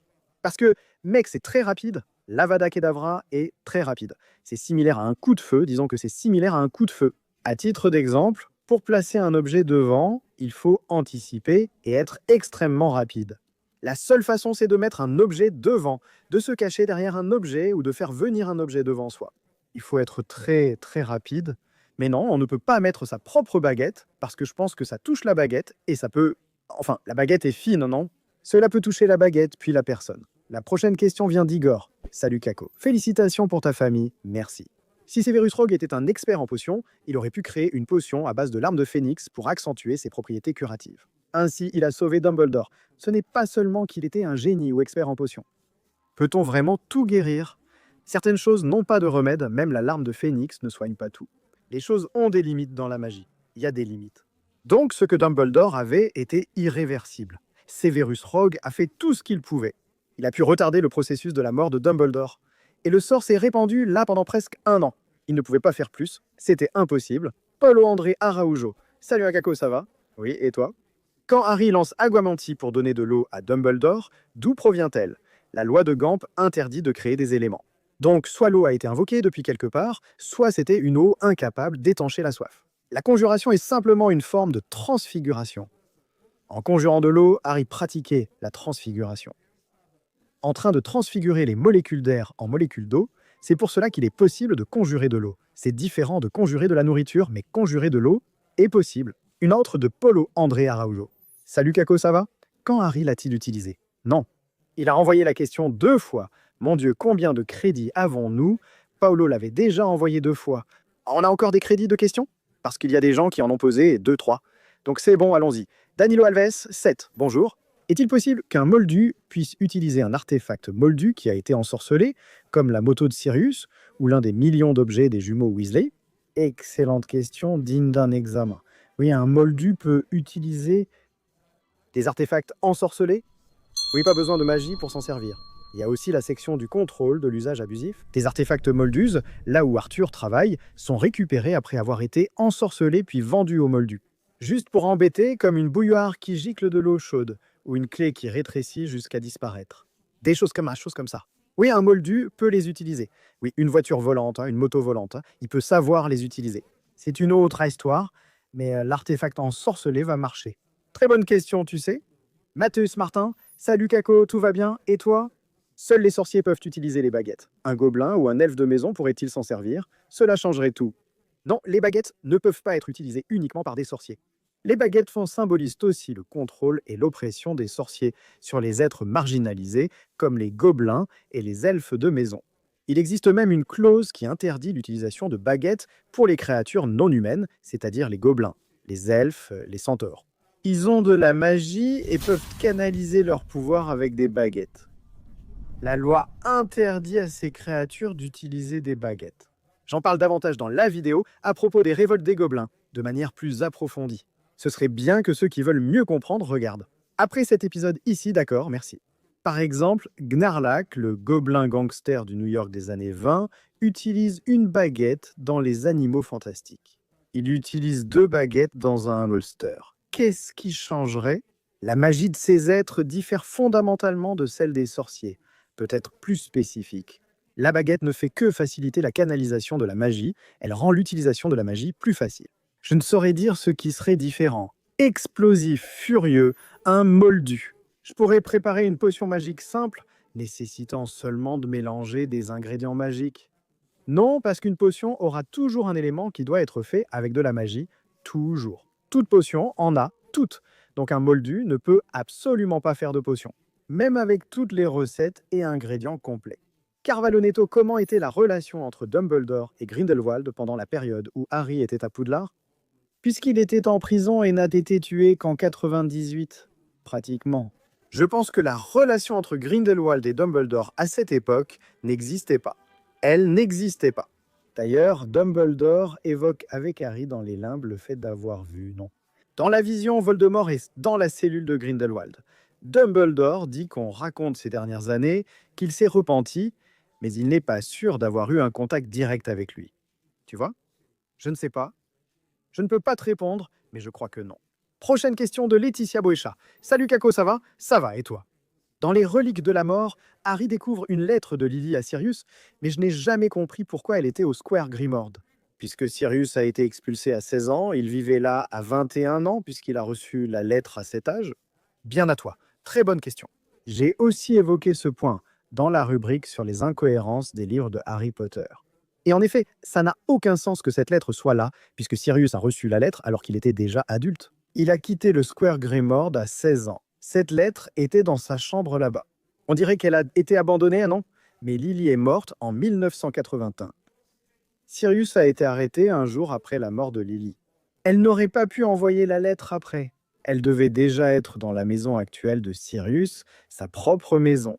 Je n'imagine pas Sirius s'échapper d'Azkaban et rester en fuite. Aller à son ancienne maison juste pour prendre la lettre et la garder au Square Grimmauld, je trouve que ça n'a pas de sens, tu vois. Il l'aurait peut-être donné à Harry, je ne sais pas. Franchement, la lettre n'a rien à faire là. E-S-T-E-L-A-C-A-C-O. Si une personne prend la potion polynectar et fait des petites plaisanteries avec une autre personne, si tu vois ce que je veux dire, une grossesse résulte-t-elle en un enfant de la personne ayant pris la potion ou de celle dont elle a pris l'apparence? Tu comprends? Utilisons le bon terme. Pas de plaisanterie, des enfants regardent et pourraient mal comprendre. Si une personne a une relation avec une autre, et si elle tombe enceinte en étant transformée en une autre personne avec une potion de polynectar, eh bien l'enfant sera de celui qui l'a réellement mise enceinte. La personne prend la potion de polynectar, mais elle ne devient pas une autre personne quand c'est juste son apparence. Juste l'apparence, les pouvoirs, les capacités magiques. La personnalité ne changera pas, tu comprends? Donc l'enfant sera de la personne qui a vraiment fait l'enfant, Umberto, qui dans le livre Les Reliques de la Mort. Le trio prononce plusieurs fois le nom de Voldemort dans la maison du Square Grimmauld, même après qu'il soit tabou, sans conséquence. la maison était protégée. Si c'est le cas, comment Fred et George arrivent-ils à transplaner plusieurs fois à l'intérieur? Très bonne question. Oui, la maison était protégée. Avec le sortilège de Fidelius, rien ne brise le sortilège de Fidelius. Rien, absolument rien. C'est pourquoi le sortilège du tabou ne le brisait pas non plus. Fred et George pouvaient transplaner à l'intérieur de la maison parce que cette protection spécifique ne l'empêchait pas. Ils ne contournaient aucune protection, ils transplanèrent simplement d'une pièce à l'autre à l'intérieur de la maison. Pas de l'extérieur vers l'intérieur. Cette protection existe, c'est bien cela. Ils n'étaient pas ennemis. Ils connaissaient l'emplacement de la maison et pouvaient y transplaner. Seuls les ennemis ne le pouvaient pas, non? Kenobi, grand Kenobi. Salut Kako. Bravo pour le succès. Je te suis ici depuis longtemps. Merci mon cher. Mais voilà. Tu penses que, d'une certaine manière, J.K. Rowling a regretté d'avoir mis le trio d'or dans la même maison? Tu ne penses pas que ça a un peu séparé la fanbase vu qu'ils n'ont aucun ami dans les autres maisons? Serpentard. Je crois qu'ils n'ont pas à regretter. Ils s'en sortent bien à Gryffondor, non? Mais je pense que c'est comme ça. Séparé. Je trouve que ce mot n'est pas adéquat, car cette division engendre une identification, non? Les gens, genre... Ouais, c'est cool. Les gens s'identifient dans la maison, ils s'amusent, non? Il y a des compétitions? Genre, non. Ma maison, et c'est plus cool, avec des quiz et jeux, ça crée de l'identification et les gens trouvent alors ça plus sympa. Je ne pense pas qu'il ait regretté. Je crois que non. Ça crée une rivalité, mais ça va. Antonia Granger, 555. Bonjour, bon après-midi, bonsoir. Voilà la question. Si Voldemort est la personne la plus redoutée de toutes, pourquoi dans le 3e film, il n'est le croque-mitaine de personne? Question géniale. Allons-y. En 3e, ce sont des enfants de 13 ans. Ce sont des enfants qui n'ont pas vécu la période de terreur de Voldemort. Ce sont des enfants qui sont nés à l'époque où Voldemort a subi sa chute. Au mieux, ils ont entendu parler de cette période de terreur, mais ils ne l'ont pas vécue. Donc il est tout à fait plausible qu'aucun d'entre eux n'ait eu peur au point que le croque-mitaine se transforme en Voldemort. Si c'était des années précédentes avec des enfants ayant vécu cela, il serait peut-être plus plausible qu'ils deviennent Voldemort. La question suivante est de Leixon Mesquita Kako. Y a-t-il un autre poltergeist que Peeves là-bas? Oui, il en existe, pas aussi célèbre que Peeves, mais il y a quelques poltergeists qui sont déjà apparus dans les journaux. Dans le film Les Animaux Fantastiques, si je ne me trompe pas, il y a un poltergeist qui hantait la maison d'une famille moldue. Il y a aussi le poltergeist dans le jeu Hogwarts Legacy, dont j'ai oublié le nom maintenant. Mais il y en a d'autres en plus de Peeves, oui Théozupo? A-t-il demandé. Kako, ça va? J'ai toujours eu ce doute. À quoi ressemblait Voldemort en 1981, avant sa première chute? Son apparence? Il avait déjà des traits un peu étranges comme ça. Il avait déjà le visage un peu creusé, les joues un peu creuses, les yeux rouges, la peau blafarde et pâle. Tu sais, à cause de l'abus des arts sombres. Il n'était déjà plus ce beau gosse attirant, mais il était encore comme ça. Il ne ressemblait pas du tout à ce qu'il est devenu après. Julia Tardin. Bonjour Kako, ça va? Fais un bisou à Katharina. Pas de soucis, je le ferai. Je voulais savoir si tu reçois la lettre de Poudlard. À 11 ans, par exemple, je suis né le 28 août, donc je recevrai la lettre à 10 ans, le 31 juillet. Et j'entrerai à 11 ans, ou je recevrai la lettre à 11 ans et j'entrerai à Poudlard à 12 ans. Gros bisous, gros bisous, gros bisous, gros bisous. Qui aura 11 ans avant le 1er septembre. Elle reçoit la lettre de Poudlard l'année où elle va avoir 11 ans. Donc tu reçois la lettre à 10 ans si tu vas avoir 11 ans. Jusqu'au 1er septembre, jour de la rentrée à Poudlard. Hermione est entrée un an plus tard, elle est de 79 parce qu'elle est née le 19 septembre. Laisse-moi vérifier si elle est de 79. Oui, Hermione est bien de 79. Mais elle est entrée en 1999, qui était l'année où elle fêtait ses 12 ans. Parce qu'elle est née le 19 septembre, donc elle va avoir 11 ans jusqu'au 1er septembre de cette année scolaire. Ça commence cette année-là, après ça, c'est l'année suivante. La prochaine question vient de Pottermania. L'auteur a établi une règle selon laquelle la magie ne peut pas ramener les morts à la vie. À l'époque où les parents de Harry sont morts, avec un retourneur de temps limité à 5 heures, on pourrait sauver les parents de Harry et le Seigneur des Ténèbres. Question sur le voyage dans le temps. Et la réponse est non. Le voyage dans le temps dans l'univers de Harry Potter est basé sur le paradoxe de Bootstrap, qui est une structure de paradoxe temporel, où les événements se sont déroulés ainsi uniquement car un voyage dans le temps avait déjà eu lieu. Exemple, dans Le Prisonnier d'Azkaban, quand Harry remonte le temps, qui lance le Patronus, il l'a compris lui-même parce qu'il était déjà revenu dans le temps et avait déjà fait cela. C'est un cycle, il n'y a pas de début. Il n'y a pas de début, il n'y a tout simplement pas de début. Ça se passe comme ça, simplement parce qu'il y a eu le voyage dans le temps. Voilà pourquoi l'enfant maudit perd son sens avec toutes ces modifications temporelles. Mais si quelqu'un était revenu dans le temps là-bas pour sauver les parents de Harry, cela aurait abouti à une situation où les parents de Harry auraient été tués. De toute façon, parce qu'il meurt. S'il meurt, il meurt toujours. C'est pareil pour Buck. Il n'est pas mort ni tué, même si certains le croient. Je l'ai déjà dit dans la vidéo. Chose que vous avez mal comprise dans Harry Potter, Buck n'a jamais été tué dans le livre. Le trio ne voit pas Buck être exécuté. Ils entendent la hache, mais ce qui se passe, c'est que le bourreau frappe la hache contre la barrière, parce qu'il était énervé là-bas, et il frappe la hache contre la barrière. Et les cris qu'ils entendent aussi de loin, ce sont les cris de joie de Hagrid, parce que Buck s'est enfui, ce n'était pas des pleurs, tu comprends? Alors là, quand ils remontent le temps et sauvent Buck, ils comprennent? Ah, non, on l'a déjà sauvé, et là, ils le sauvent. Et c'est toujours comme ça, c'est ce cycle, toujours comme ça. Alors Buck n'est pas mort parce qu'il ne meurt jamais, non parce qu'ils sont revenus dans le temps et il a été sauvé. Harry invoque le Patronus et se sauve lui-même, parce qu'il l'avait déjà fait, parce qu'il y avait déjà eu le voyage dans le temps. C'est compliqué à comprendre, parce que notre cerveau va toujours chercher à donner un sens logique. C'est pour ça que c'est un paradoxe temporel. Le paradoxe n'est rien d'autre qu'une chose qui ne peut pas arriver. C'est comme un exemple de paradoxe. En plus du voyage dans le temps, un exemple de figure de style.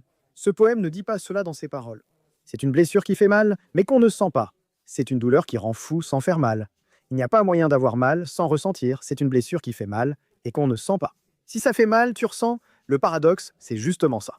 Alors, notre cerveau cherche à donner un sens. Sauf que ça ne sert à rien d'utiliser une logique rationnelle parce que ça ne s'applique pas. Tu comprends?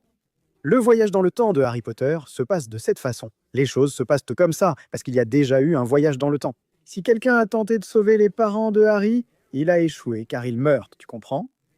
Kako, mais dans l'enfant maudit, il voyage dans le temps et sauve Cédric. À cause de ça, ça fout en l'air toutes les lignes temporelles. Non, c'est impossible. Franchement, c'est impossible, mais ça fout tout en l'air, tout devient n'importe quoi, tout devient chamboulé, tu comprends? Dans l'univers de Harry Potter, dans les livres, c'est impossible. Dans l'enfant maudit, ce n'est pas impossible, tellement qu'ils l'ont fait. Mais ça crée d'autres paradoxes, et les choses deviennent désordonnées là-bas. C'est pour ça que l'enfant maudit perd un peu le sens de l'histoire. D'accord?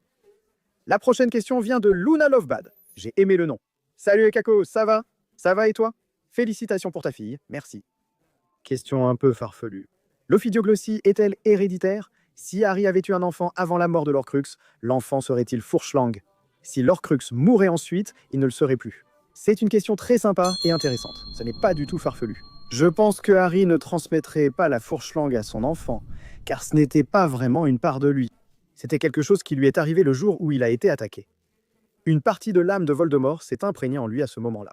Je pense que ce qui serait transmis à l'enfant, ce serait son essence, l'essence de Harry, qui serait transmise à son enfant. Tout ce qui appartient à Harry serait transmis à son enfant. Cette partie de l'âme ne faisait pas partie de Harry. Ce n'était pas une partie de Harry. Ce n'était pas son talent, tu comprends? Après la destruction de l'Horcrux et la mort de Voldemort, Harry perd la capacité de parler fourche-langue, non? Et puis, dans l'enfant maudit, il revient avec la capacité de parler fourche-langue. Pourquoi? Pour que ça ait du sens, ce n'est pas nécessaire, n'est-ce pas? Mais bon, c'est une question intéressante. Une question intéressante. Oups, la lumière va s'éteindre ici. Ne t'éteins pas. Lumière, attends. Enfin, mais tu penses quoi? Tu penses que ça passerait au fils de Harry si l'Horcrux n'avait pas été détruit? Raconte-moi ici, Alison, fan de Kako. Merci. Dans le troisième film, à 1h44 minutes 21 secondes, un Patronus de cerf apparaît entre les deux Harry, présent et futur. Le Patronus serait celui de Snape. Hermione dit qu'il a vu le grand Patronus de Harry. Il n'a vu que les films. Je pense à lire « Bisous, je t'aime », Alison. Non, ce n'est pas celui de Snape, c'est le Patronus de Harry.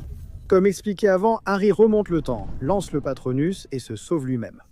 Il croyait voir son père, car le Patronus avait sa forme animagus, mais en réalité c'était lui-même. Le Patronus de Snape est une biche, pas un cerf. La biche est la femelle du cerf, qui lui a des bois. Grosse accolade pour toi, mon cher seigneur des ténèbres. Il a demandé « Salut Tikako, ça va ?» Ça va, et toi?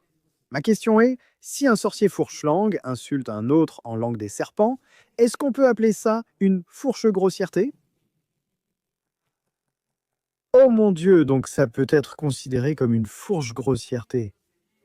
Merci Kako, je voulais juste te dire que ta chaîne est géniale et que je ne rate aucune vidéo. Un câlin, oh mon cher. Ce n'était pas une question, c'était juste une petite blague pour aiguiller. Rendre la vidéo ici plus détendue, c'est une ophidiogrosserie. J'aime bien, hein, c'est une ophidiogrosserie. Qui aurait cru que le Seigneur des Ténèbres était aussi blagueur?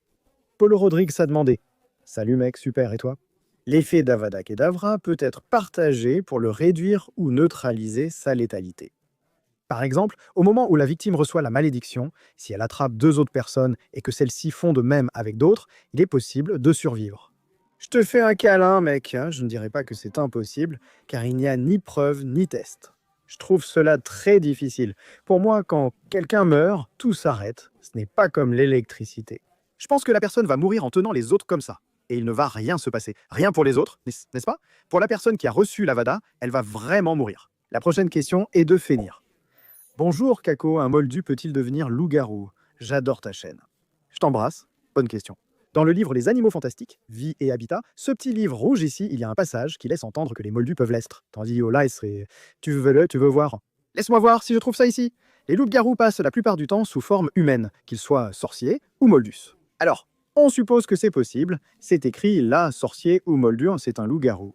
Tu veux voir dans un texte? Je vais même prendre celui-ci. Pour nous, non, pour qu'il n'y ait pas de confusion ici, mec. Pour qu'il n'y ait pas de confusion, je vais prendre le texte ici. Attends, le texte des rôles, écrit par J.K. Rowling, ici. À la fin du 19e siècle, le professeur Marlowe Farfang, grande autorité anglaise sur les loups-garous, a mené la première étude approfondie. Sous leurs habitudes, il a découvert que presque tous ceux qu'il a pu étudier et interroger étaient des sorciers avant d'être mordus. Il a également appris des loups-garous que les moldus ont un goût différent de celui des sorciers.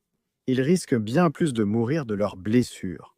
Alors que les sorciers et les sorcières survivent pour devenir des loups-garous, c'est-à-dire cela laisse entendre que ce sont les sorciers qui deviennent des loups-garous. Les moldus meurent, la plupart. À moins qu'il n'ait pas dit que tous meurent. Donc il se peut qu'il y ait un moldu qui ait été infecté et qui ait survécu, mais seulement pour survivre. C'est très rare, même pour un sorcier mordu par un loup-garou. Pour survivre, il doit être pris en charge et soigné très rapidement. Il faut mettre un mélange de dictame et de poudre d'argent sur la blessure pour qu'elle cicatrise. La personne restera lycanthrope et se transformera en loup-garou. Mais si on ne fait pas ça, la personne meurt, le sorcier ou le moldu. Alors imagine, le dictame et la poudre d'argent, ce sont des choses utilisées par les sorciers. Les moldus n'ont pas cette connaissance. Donc, il est très difficile pour un moldu de survivre à l'attaque d'un loup-garou, mais ce n'est pas impossible. D'après ce qui est dit là, dans les animaux fantastiques, où les trouver, il y a des moldus qui sont des loups-garous. D'après le texte, même si c'est difficile, ça peut arriver. Salut nerd, salut à tous, salut Kako. Si un moldu se marie avec un sorcier, il peut obtenir un emploi dans le monde des sorciers, comme travailler dans un magasin, ou quelque chose comme ça. Bien à toi. Très bonne question, mec. Puisque c'est une affaire de famille et que le gars est marié à une sorcière, il n'y a pas de raison de refuser. Elle a une boutique sur le chemin de traverse.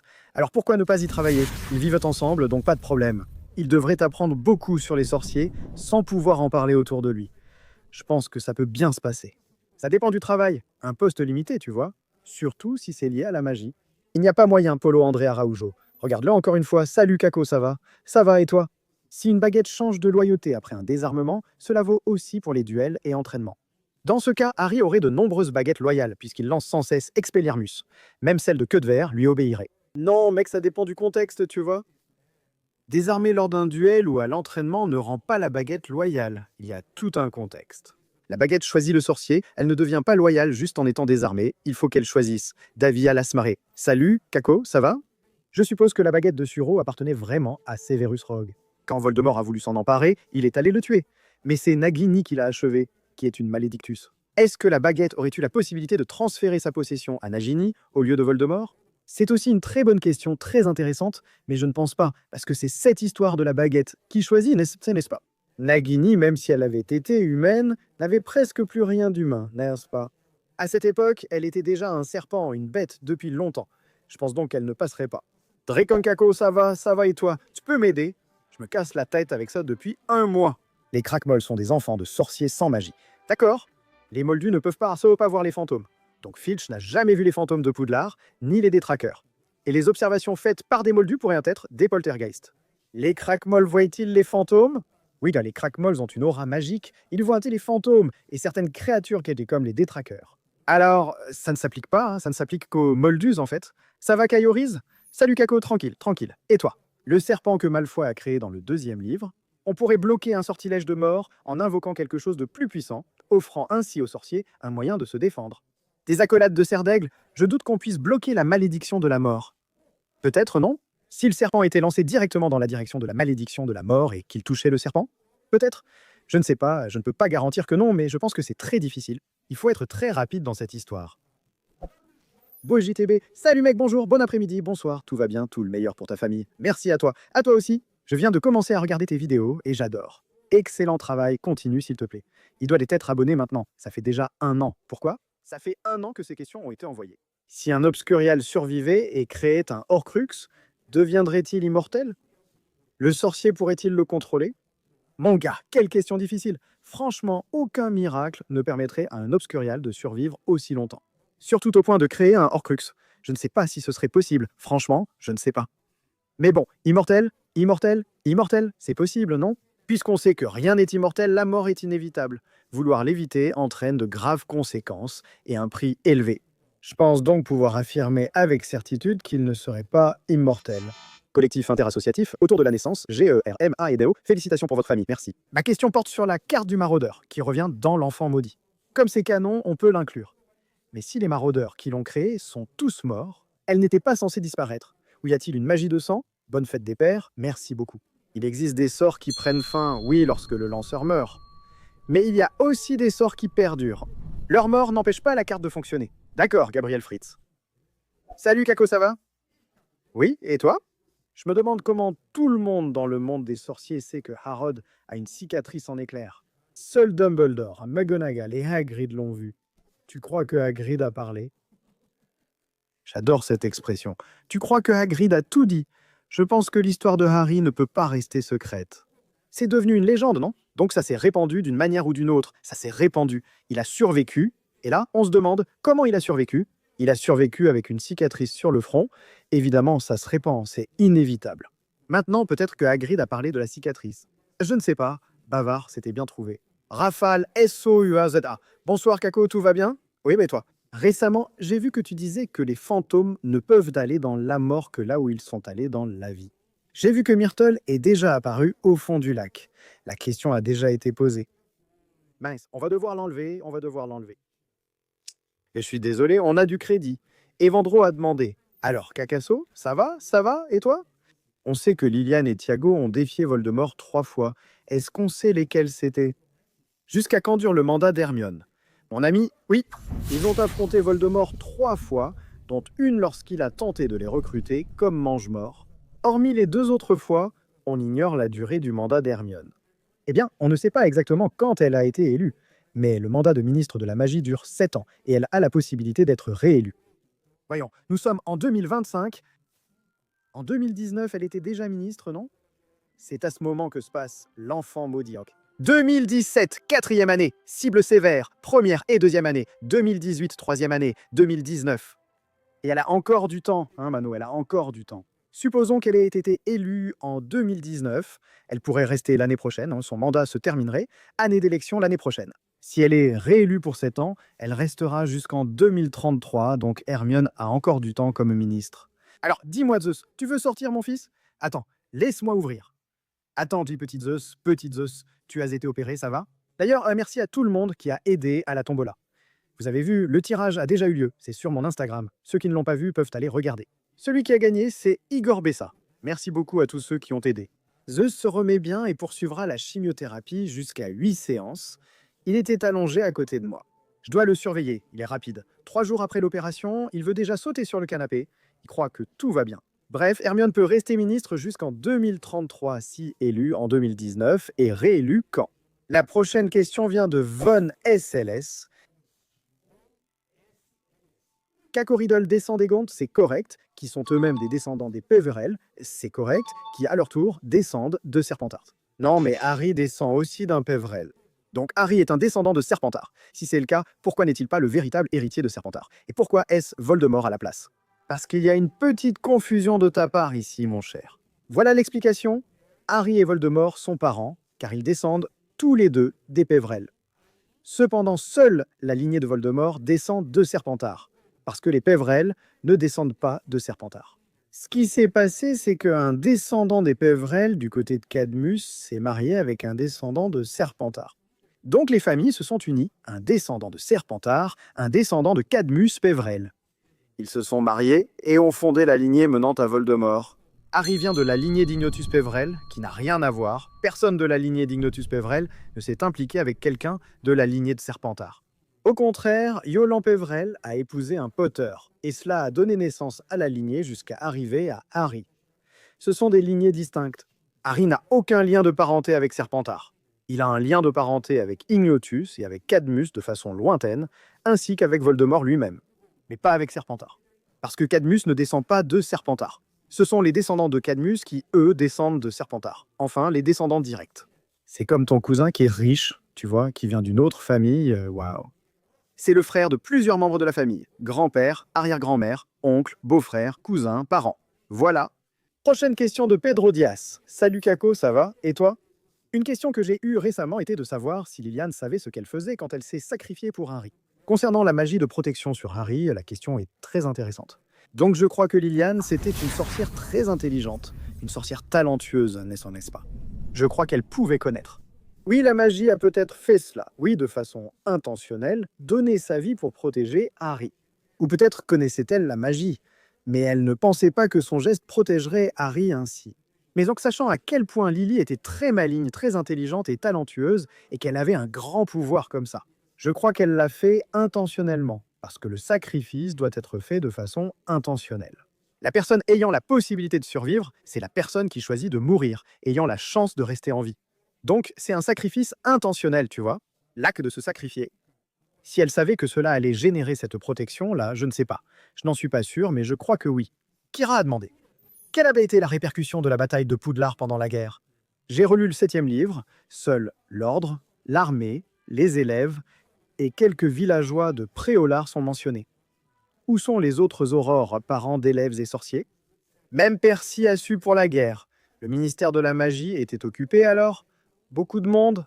Et les gars, il y a quelque chose que vous devez comprendre. Vous devez comprendre quelque chose de très simple. Ce n'est pas tout le monde qui va se battre. Ce n'est pas tout le monde qui va se battre. Certains parents, tout simplement, n'allaient pas se battre. Non, non, ils n'allaient pas. Allons à Poudlard pour nous battre. Nos enfants y sont. Certains, j'en suis sûr en tant que père, iraient là-bas désespérés. Oui, mais tout le monde ne va pas se battre. Dans une telle situation, tout le monde ne se battra pas. C'est bien réel. Des gens qui font comme si de rien n'était, car ça ne les touche pas, tu vois. Alors, tu vois, ils ont rassemblé les villageois, ils ont rassemblé les élèves et tout, les aurores, les employés du ministère. Le ministère étant contrôlé par Voldemort, ça n'a pas de sens d'en avoir certains là, tu vois. Sans compter que les médias étaient complètement manipulés, tu vois, complètement manipulés. Donc, la résistance contre Voldemort n'était pas nombreuse, elle n'était pas aussi nombreuse que les personnes qui étaient du côté de Voldemort. Mateusalves. Salutations serpentardes. Kako. Salut mon ami. Peux-tu expliquer comment Alastor Maugrey est mort? Qui l'a tué? Un câlin? J'aime beaucoup la chaîne. Une grosse accolade pour toi, mec, l'Alastor Maugrey. Il a simplement reçu un sortilège de la mort de la part de Voldemort lui-même pendant la bataille des 7 Potters, alors qu'il transportait les faux Harry, n'est-ce pas? Mundungus était sur le balai avec Maugrey. Il a eu peur quand il a vu Voldemort venir vers lui. Et là, Voldemort lance un Avada Kedavra sur Maugrey et il meurt. Marie a demandé « Kako, ça va? Et toi? Tu crois qu'il y avait une faille dans le plan de Dumbledore et Rogue? Comment Rogue allait-il révéler la vérité à Harry? C'était une chance que Harry l'ait vu mourir. Je ne pense pas qu'il aurait cru au souvenir de Rogue si ce n'était pas à cause de sa mort. Mec, c'était vraiment une chance que Harry soit là, oui. C'était vraiment un grand hasard, mais je pense que Rogue aurait fini par se prouver à Harry. Il aurait prouvé sa connaissance en disant des choses qu'il ne pouvait pas savoir autrement. Sans être avec Dumbledore, il aurait pu extraire ses souvenirs et les montrer à Harry, ou trouver d'un moyen de se justifier. Je ne dis pas que c'est une faille dans leur plan, mais c'était un plan risqué, c'était risqué. Harry aurait pu, oui, montrer de la résistance, mais c'était risqué. Et nous arrivons à la dernière question, j'en reviens pas, j'en peux plus, hein, j'ai mal à la gorge, mec. Il y a eu plus de 100 questions, hein, parce qu'il y a des gens qui ont posé plus d'une question. Et on en a même retiré 2 qui se répétaient ici. Salut Kako, ça va? Celui qui a posé la question, c'est Elton Ribeiro. Salut Kako, ça va? J'ai relu les livres une deuxième fois, et j'en ai conclu que Harry est juste un sorcier moyen, rien d'exceptionnel. Très courageux, bien sûr, très impulsif, mais en ce qui concerne le talent et l'intelligence, il est plutôt moyen. Toi qui connais beaucoup plus en profondeur l'histoire, t'es d'accord? Écoute, je suis d'accord que Harry est un moyen. Oui, ce n'est pas un défaut pour lui. Il est moyen dans certains aspects et dans d'autres aspects aussi. Il est très talentueux. Il a un très grand talent pour la défense contre les forces du mal. Il a une grande aptitude pour ce domaine. Il a un pouvoir qui est un pouvoir sous-estimé, c'est-à-dire que les gens pensent que ce n'est rien de spécial. C'est la capacité d'aimer de Harry, sa noblesse, sa capacité à se sacrifier pour les autres, sa capacité à ne pas tuer. Il refusait de tuer, même dans des combats où sa vie en dépendait, il refusait de tuer.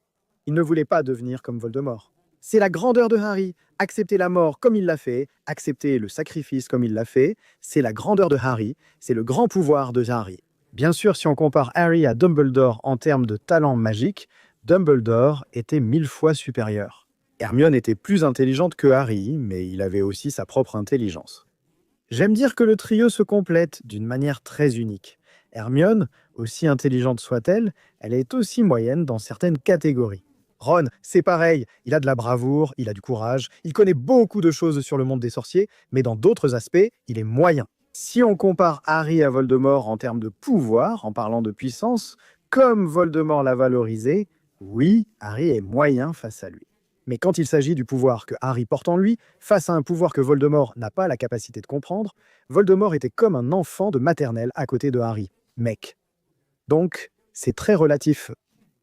Harry porte un pouvoir qui est sous-estimé, il porte un pouvoir qui n'est pas valorisé. Les gens pensent que le pouvoir, c'est celui qui se bat et qui gagne. C'est celui que les gens craignent, celui qui tue, qui attaque, qui a le sort qui inflige le plus de dégâts à l'autre. Mais ce n'est pas ça. Le pouvoir, ce n'est définitivement pas ça. Harry Potter l'enseigne. C'est ça, donc c'est ça. On termine ce Papo Furado avec cette question très sympa. Merci beaucoup à toi qui as envoyé tes questions. Je sais que les questions mettent du temps ici car il y en a beaucoup. Et je fais des éditions spéciales de Papo Furado comme ça, avec 100 questions, pour essayer d'en mettre beaucoup comme ça. C'est sympa de faire ce spécial, ça crée une vraie discussion. C'est cool, tu vois. J'aime bien parce que ça me fait explorer mes connaissances que sur Harry Potter. La majorité des questions sont ici, j'y réponds actuellement. J'utilise surtout mes connaissances pour répondre. Parfois, je fais une petite recherche et des choses que je sais déjà sur Harry Potter que j'ai ici en mémoire. Je peux faire quelques erreurs et c'est possible, bien sûr. Je n'ai jamais affirmé ne pas me tromper ni que ce que je dis est une règle. Beaucoup de choses ici relèvent de l'interprétation. Concernant l'histoire et la compréhension de l'histoire, bien sûr, parfois, les gens peuvent avoir une autre interprétation. Mais j'aime bien ces grands bavardages inutiles parce qu'ils me font beaucoup réfléchir. Cela me permet de citer mes connaissances sur Harry Potter. Merci pour vos questions. Vidéo géniale. J'espère que ça vous a plu. À bientôt pour le prochain épisode. Mal fait au fait.